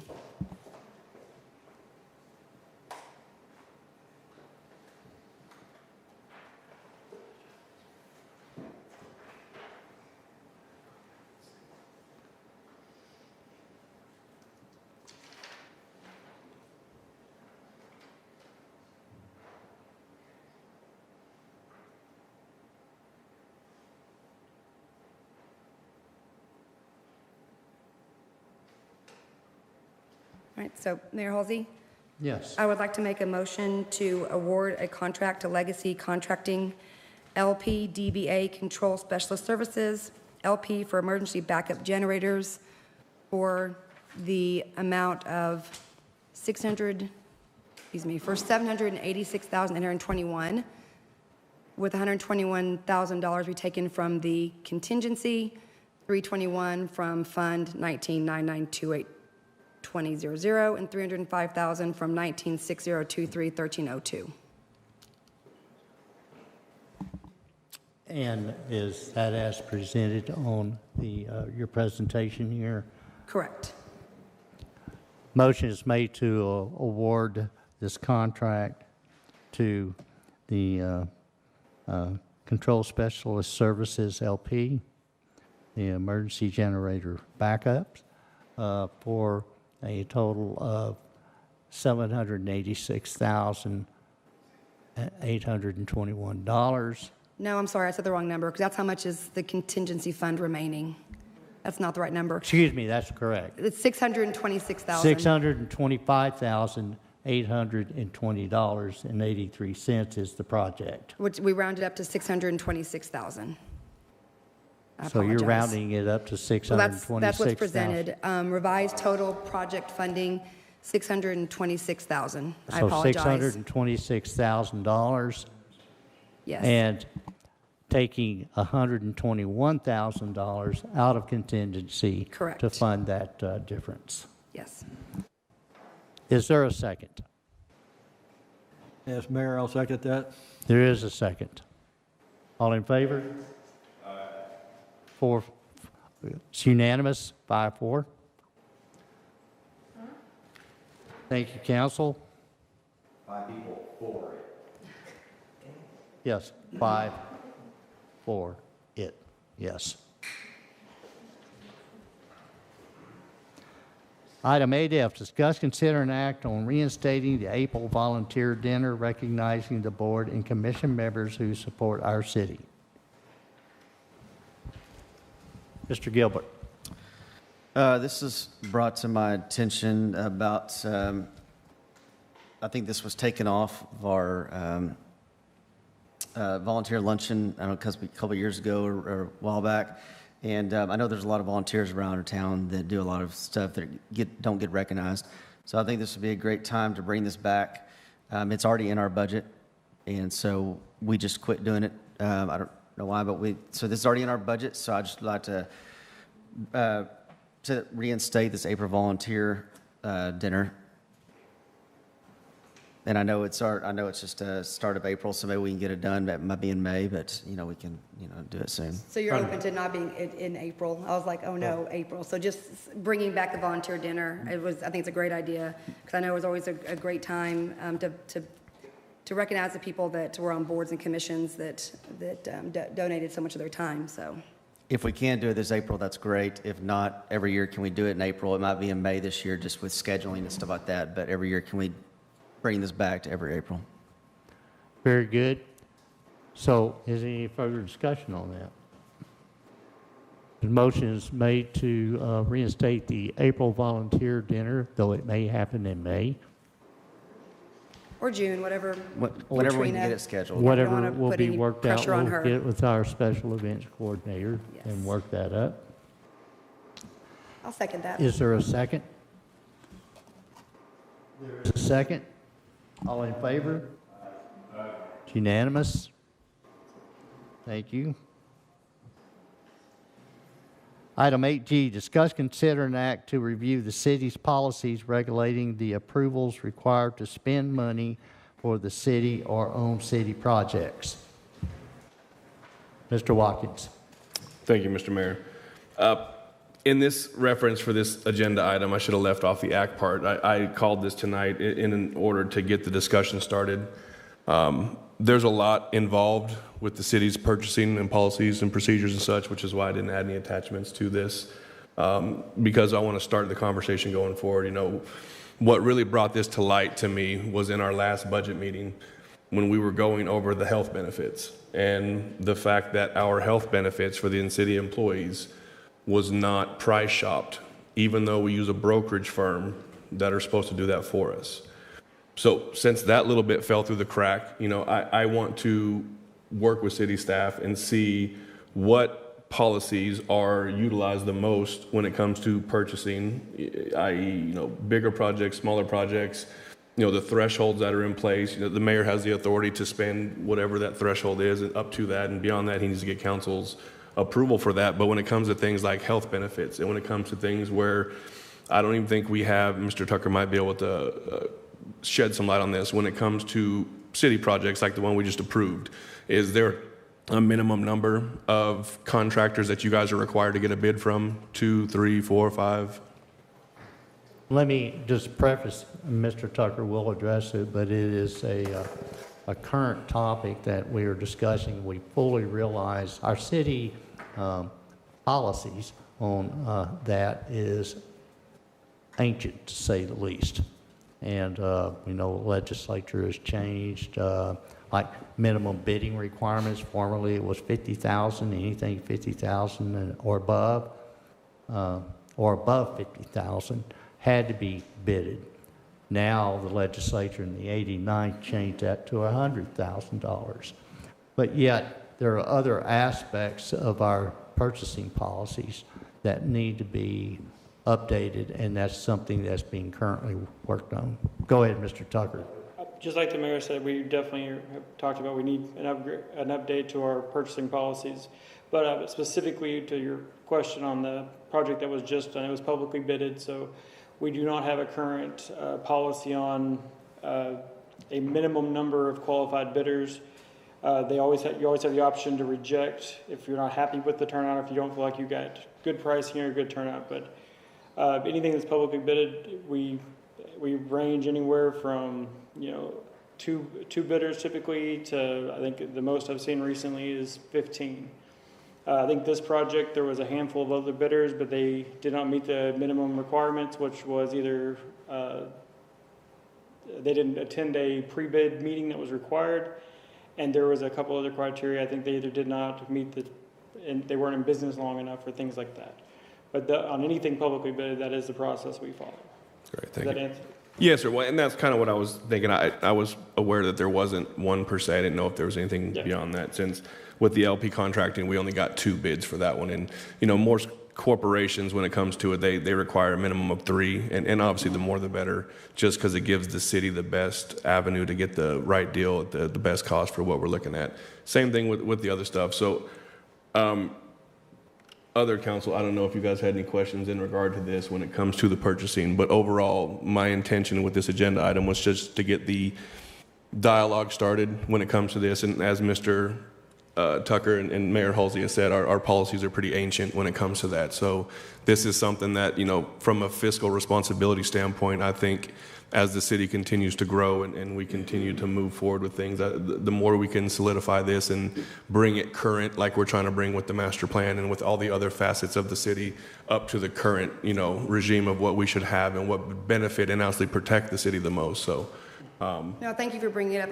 What is the standard for updating a purchasing policy and procedures? Because the one that I have access to, and there might be one that's more current, was approved May 21st of 2012. So is this something that should, That's 5 it. years, 10 years? That is the current and what we that have. is, that 2012 is the Right, most current. so definitely a good idea to bring it up and look at it. And as I said, I'm looking at it, it's 33 pages long, so I don't know if it's something that we want to continue and really, dive into and talk about changes that we bring to the table as well as what staff thinks is appropriate, because it is something that I didn't realize it was that old. I knew it was had been a while, but 2012 is definitely time for an update. So.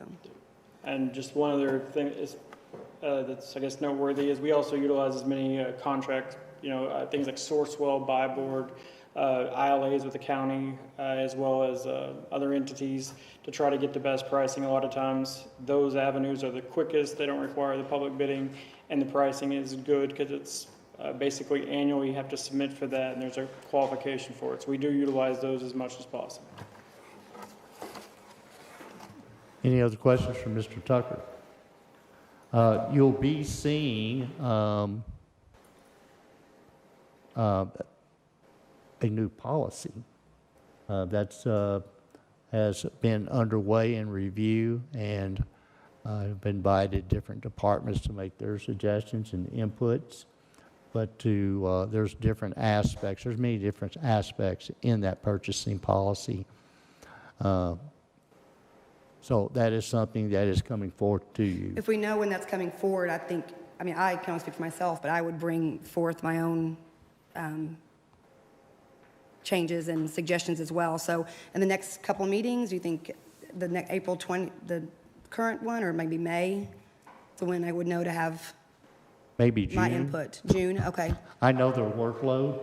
Right. And, but that does give thought, and I know that we'll have that at various meetings and discuss it. We're aware of the legislative changes we'll take advantage of and incorporate. So we'll be So go ahead bringing and that kind of to look at you. ourselves as a council member and look at it ourselves as well and bring forth the changes that Oh, we see as absolutely. well. Okay. Yeah. Okay. All right, then. So there's not particularly any action required unless someone wants to make a motion on this. No, sir, I had no intention for a motion or any All right. action.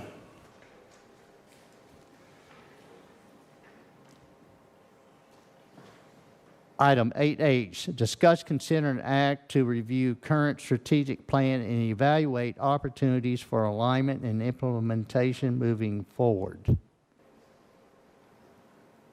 right, thank you. If you'll pull up, click on the Haslet Strategic Plan. This has been on our website since 2020, and I just wanted to bring it up as, once again, not to sit here and talk about it ad nauseum for hours and hours, but to understand, let the citizens know that there was a lot that went into this adopted strategic plan, that we worked on short-term, medium-term, and long-term goals. If you kind of want to scroll up just a little bit, and it talked about pillars. That might be something the city has changed their, what they want to focus on. But this was a living document when it was first prepared, and I think it's really important to have a road plan of where we're going. We need to know where we are and how to get there. So if you'll just kind of just scroll just through it a little bit, it had a preface. Like I said, those are the 5 pillars we identified. There was a vision statement, if you keep going, talked about, 2019, that's how many people we had, and that's obviously more. Talked about long-term strategic plan, and there's some things we can mark off. We can say, well, we have this now. This is, off the list, or this is something that we still don't have, and we want to add it. So I just think this is something that we should be looking at pretty regularly and seeing what has changed for the city, what does staff give input, what do the citizens feel need to be updated, and move forward. So I would like just to suggest we have some sort of workshop or alignment moving forward and look at this as council, and possibly I was thinking maybe the president or chair from every board kind of also be a part of something, and see how's our tax rate changed. You can just kind of keep scrolling down. It's a very lengthy document that took, the vision was, scroll back up just a little bit. It talked about it being unique, but for residential and commercial opportunities, but we felt it was important to foster the wellness and safety and civic engagement. That was something that we felt was important for our citizens, that they felt safe. We understood that they wanted to be healthy and to also be, have the civic engagement part. So if you scroll down just a little bit more, it'll kind of talk a little bit about, you can skip all that. Had some dates, which obviously are past 2022, but like right here, so short term, we talked about, hiring firefighters, parking lot expansion. Some of this is happening, which is great. Fire facilities, we talked about the possibility of having our own police. That was a medium-term plan, and I'm not going to go over every pillar, but every one of the pillars had a short-term, medium-term, and long-term recommended idea with costs, which are, I'm sure, a lot different now. But it'd be good to look at this, update it. It's a living document, and see what our needs are now, what is going to be marked off the list, and what do we need to add.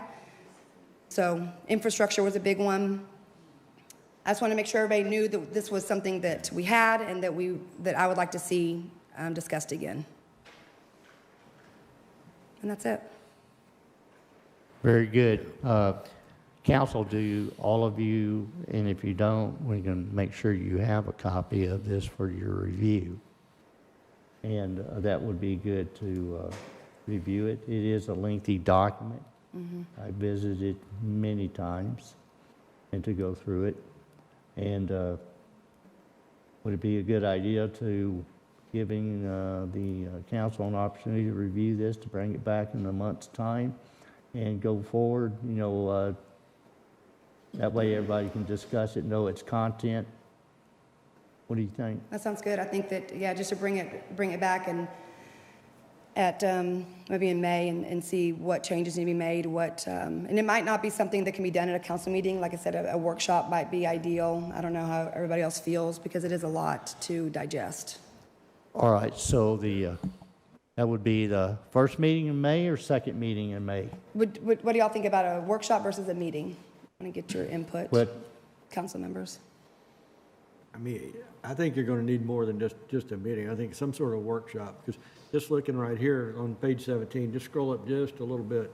I mean, we look at some of these short-term, don't go down there that way, right there. So you can see we've already knocked out most of these initial street projects. So most of this stuff is done. We've bought a number of vehicles for Public Works. Down at the bottom, recommended infrastructure plans. This be updated, kind of match up with our CIEC plans. You know, what are our capital outlays for the next 10 years? You know, that's a documented fact. So there, you know, as Councilman Morrow pointed out, there's a lot of things. You know, we've gone through a number of these checklists. Let's clean them off, and you know, where are the next ones we need to look at. It's been tucked away too long. We need, you know, this is something really all the groups, EDCs, Park Board, everybody should be looking at this off and on just to see, hey, are we on track to do something? Is there something in their wheelhouse that they need to address? So, yeah, I think, you know, I think right now we kind of need to do a little bit of a wholesale catch-up and then bring it back up where we're doing regular updates to it. May I make one suggestion to that? It might be beneficial. I know they already have a lot of work as it is, to maybe have the department heads give some input for like a wish list of sorts, vehicles, things needed, equipment, you know, whatever it may be, just so that way, as we're reviewing this, we can, in our own mind, go through and scratch out what we see has already been taken care of, and then that we'll know, you know, because as you said, this being a living document, we want to continually update this and make sure we get the most for the city out of this and utilize the long-term effect of this, which is the outlook and outsight to really make the most out of this for the city. So I like it. If you would scroll down all the way to like page 31 or 32, like if you just keep going. One good thing I thought this document did was talked about optional long-term recommended projects. Keep going, okay, coming up. So I was telling you, know, what's suggested and what would our funding source be.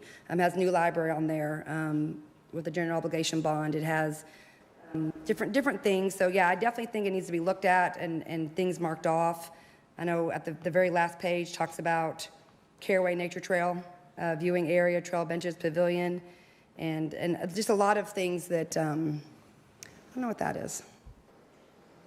I'm not sure what that is.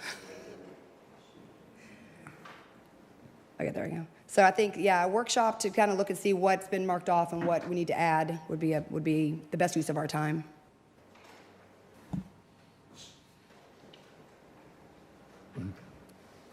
And Mr. Swanky could get involved in that too. Yeah, I noticed one of the things in there was a 28 plan update.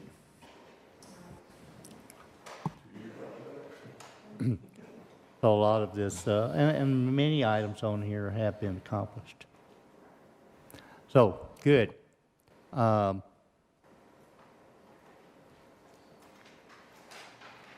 I'll make a motion to review and schedule a workshop to address the current strategic plan. Motion is made to review and schedule a workshop to review the strategic plan. Is there a second? Mayor Halsey, I'll second that. There is a second. All in favor? Unanimous. And may we take a 5-minute break. So I recess the open meeting at 8:58 p.m. Meet me back in 5 minutes, please.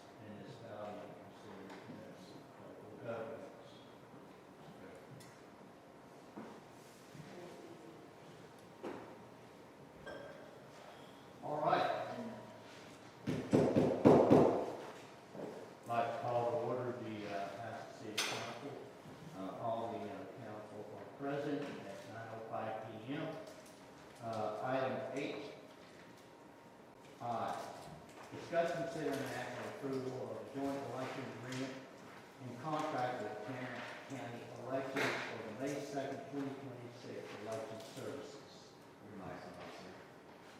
Excuse me. Thank you. I'll repeat that. The council is present. I call to order the Haslet City Council meeting at 9:05 p.m. Item 8I. Discuss, consider, and act on the approval of the joint election agreement and contract with Tarrant County Elections for the May 2nd, 2026 election services. Ms. Babcock.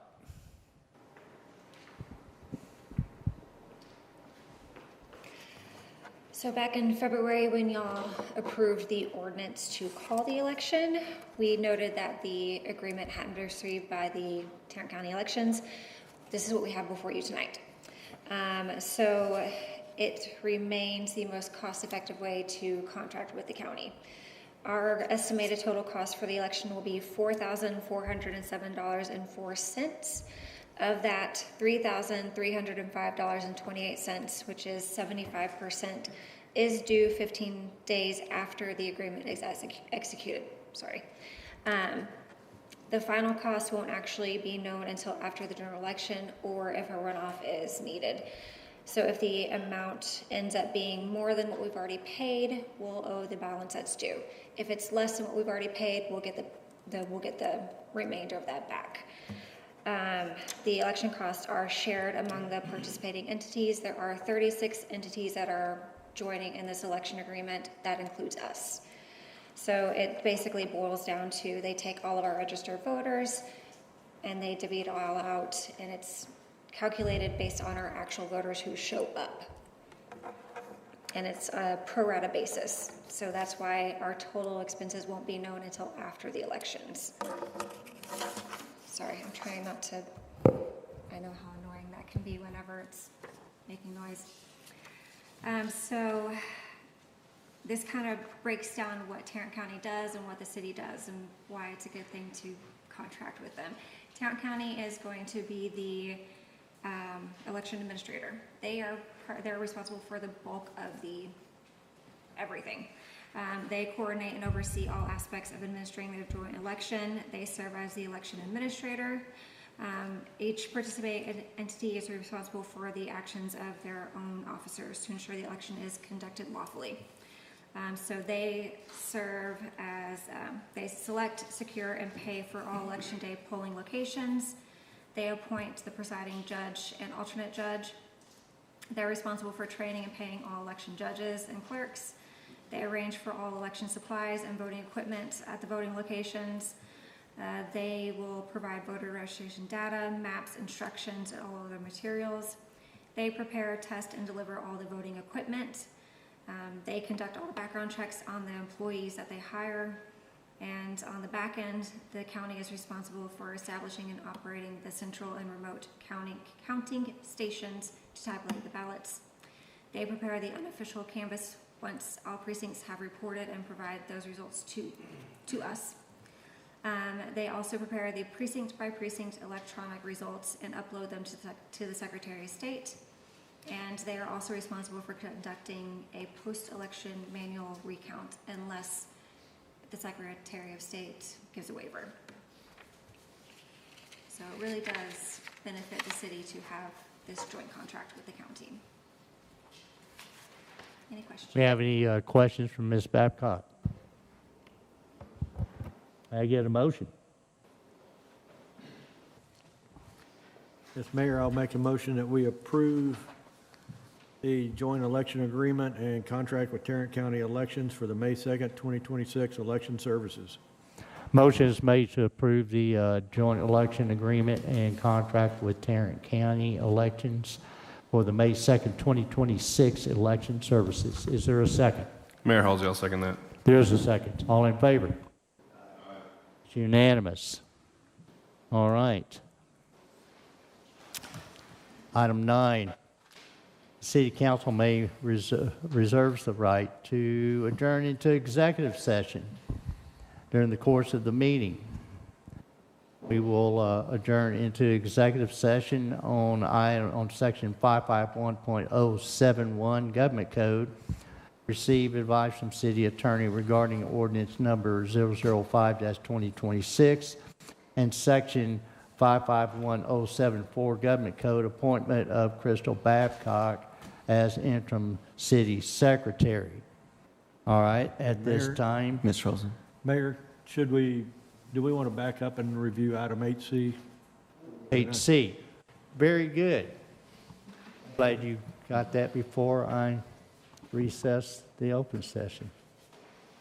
And we've have not been able to make contact with Valen Park, but Marcy and I have been through this document multiple times, and with the but Marcy's going to give you an overview of it. I'm just going to give you a brief summation of their work. As you know, there's several requirements for governmental auditing standards of the Government Accounting Standards Board, and their report just basically shows you that they've followed all of the current standards, implemented any new standards that were necessary, and looked at all of our records to determine compliance with things such as debt covenants, state law, things that would look at the nature of the finances and fund structure, things like that. They've looked at our capital assets, our construction work in progress. They, any document that they asked for, they say we turned it over to them. They had cooperation of staff, we had cooperation of the auditors, and that's a lot of what their communication to you pointed out. They did issue an unmodified audit opinion, which is a clean opinion. And this is what our citizens, our debt holders, and any kind of government granting agencies want to see. Standard & Poor's, the rating agencies that look at our debt, this is one of the things that they're going to look at in the audit, is not just your numbers, but are you following the things that you're supposed to be following? So clean opinion is a benchmark that we don't ever want to lose. They also look at our internal control structure. They do, every year they do a lot of sampling.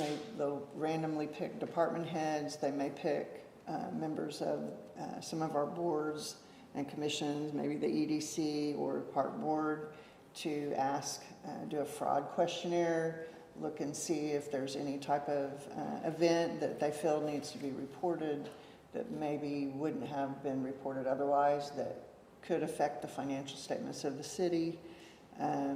They do questionnaires of the mayor. Some of the council members may have received that fraud questionnaire. I don't always know who gets them, who doesn't, but they do a lot of sampling in that area. So they found no material weaknesses or deficiencies in our internal control structure. Some of the financial highlights that they pointed out in their report, we had a year where we were basically continuing some projects. We didn't have tons of brand new capital. And in the general fund, we had additional revenues due to the property tax, the tax rate increase that was approved for the 24-25 year. We also, the highlights show the benefit of, as I mentioned earlier, putting Fund 19 back into the general fund. That was about a $3 million transfer coming out of that fund and put into their into the general fund, along with an additional increases from our sales tax and our property tax and permits and things that continued to increase. We also had a increase in our water sewer accounts, and that was basically due to the once again, increase in the number of accounts that we have, the growth that we're experiencing in the city, as well as water and sewer increases made it during the fiscal year. One of the main highlights that they look at is our the general fund liquidity calculation in the city's general fund. Our position there, they're showing that we have 34 months of reserves at September 30th, 2025. One of the things I do want to point out before everybody gets real excited about that is this is as of September 30, and if you'll remember what you have on your desk tonight, you have a budget that immediately on October 1 committed some of these funds because you've budgeted certain capital items and a lot of M&O expenses and things like that. So all in all, the results are good, that we have no material weaknesses, our audit is a clean opinion, and our financial position continues to be healthy, and that it gives us a little bit of leeway on how we can fund things in the future. Is there any questions any of you might have? I apologize. I talked to the partner a couple of times today. I'm a little worried something happened because we did not have our wires crossed, so I'm not sure why she didn't appear.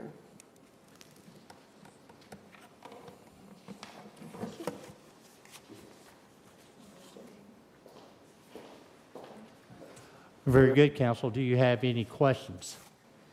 I guess my only question is, so do we accept the audit as presented? Is that what we're doing today? Yes. Yes, okay. Okay. Motion is made to accept the audit as presented Correct. today. Is there a second? Mayor Halsey, I'll second that. There's a second. All in favor? Aye. Unanimous. Thank you, Council. Now we'll go to item 9, executive session.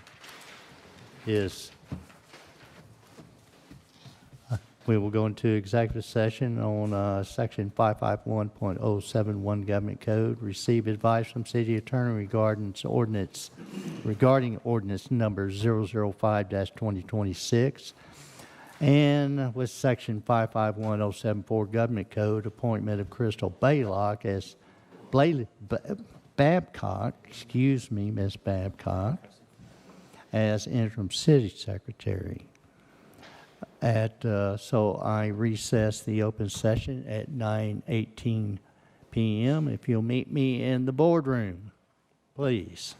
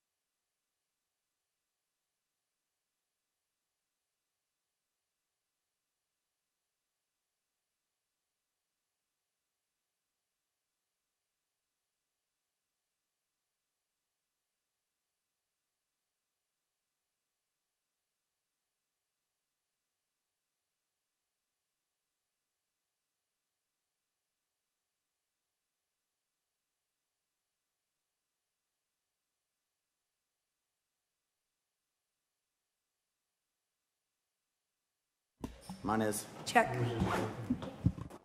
Now yours is.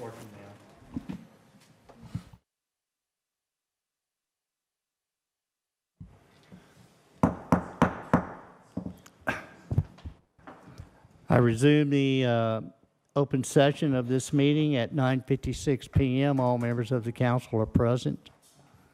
If we would go to item 10, consider any action resulting from executive session. Yes, Mayor Halsey? Yes. I would like to make a motion to name Crystal Babcock as the official interim city secretary and take the acting city secretary title off of Katrina White.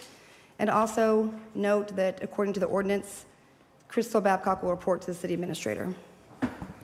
The motion is to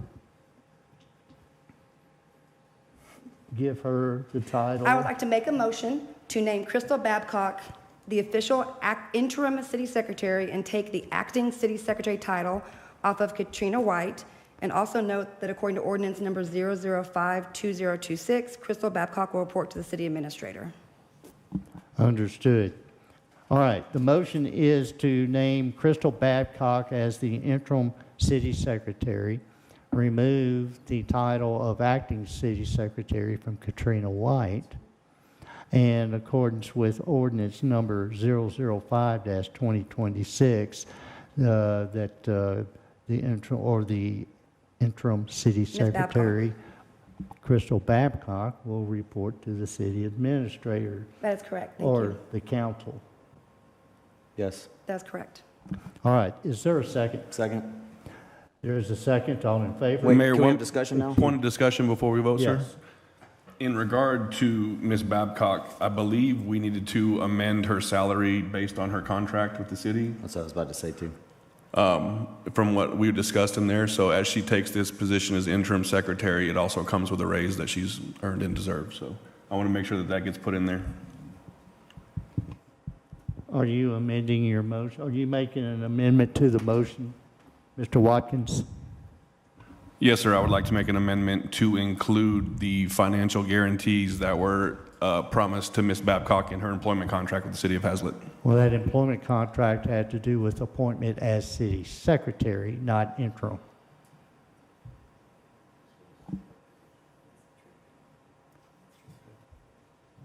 Council does have the authority to make that effective as of tonight, if that's council's desire. Thank you, sir. So I would like to amend the motion if Yes, accepted. I will amend my motion to bring up to the $105,000. Okay.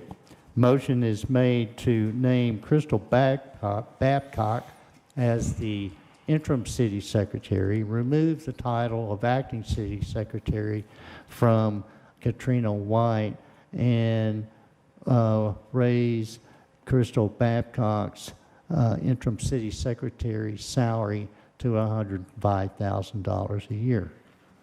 Is there a second? And the ordinance number 0052026 that Crystal Babcock will report to the city administrator and And council. that the accordance with 005-2026 is that Crystal Babcock reports to the city council and city administrator. Correct. I'll second that. Is there a second? I'll You second that. second. All in favor? Aye. It's unanimous. All right. Future agenda items? There are none. I declare this meeting adjourned at 10 p.m.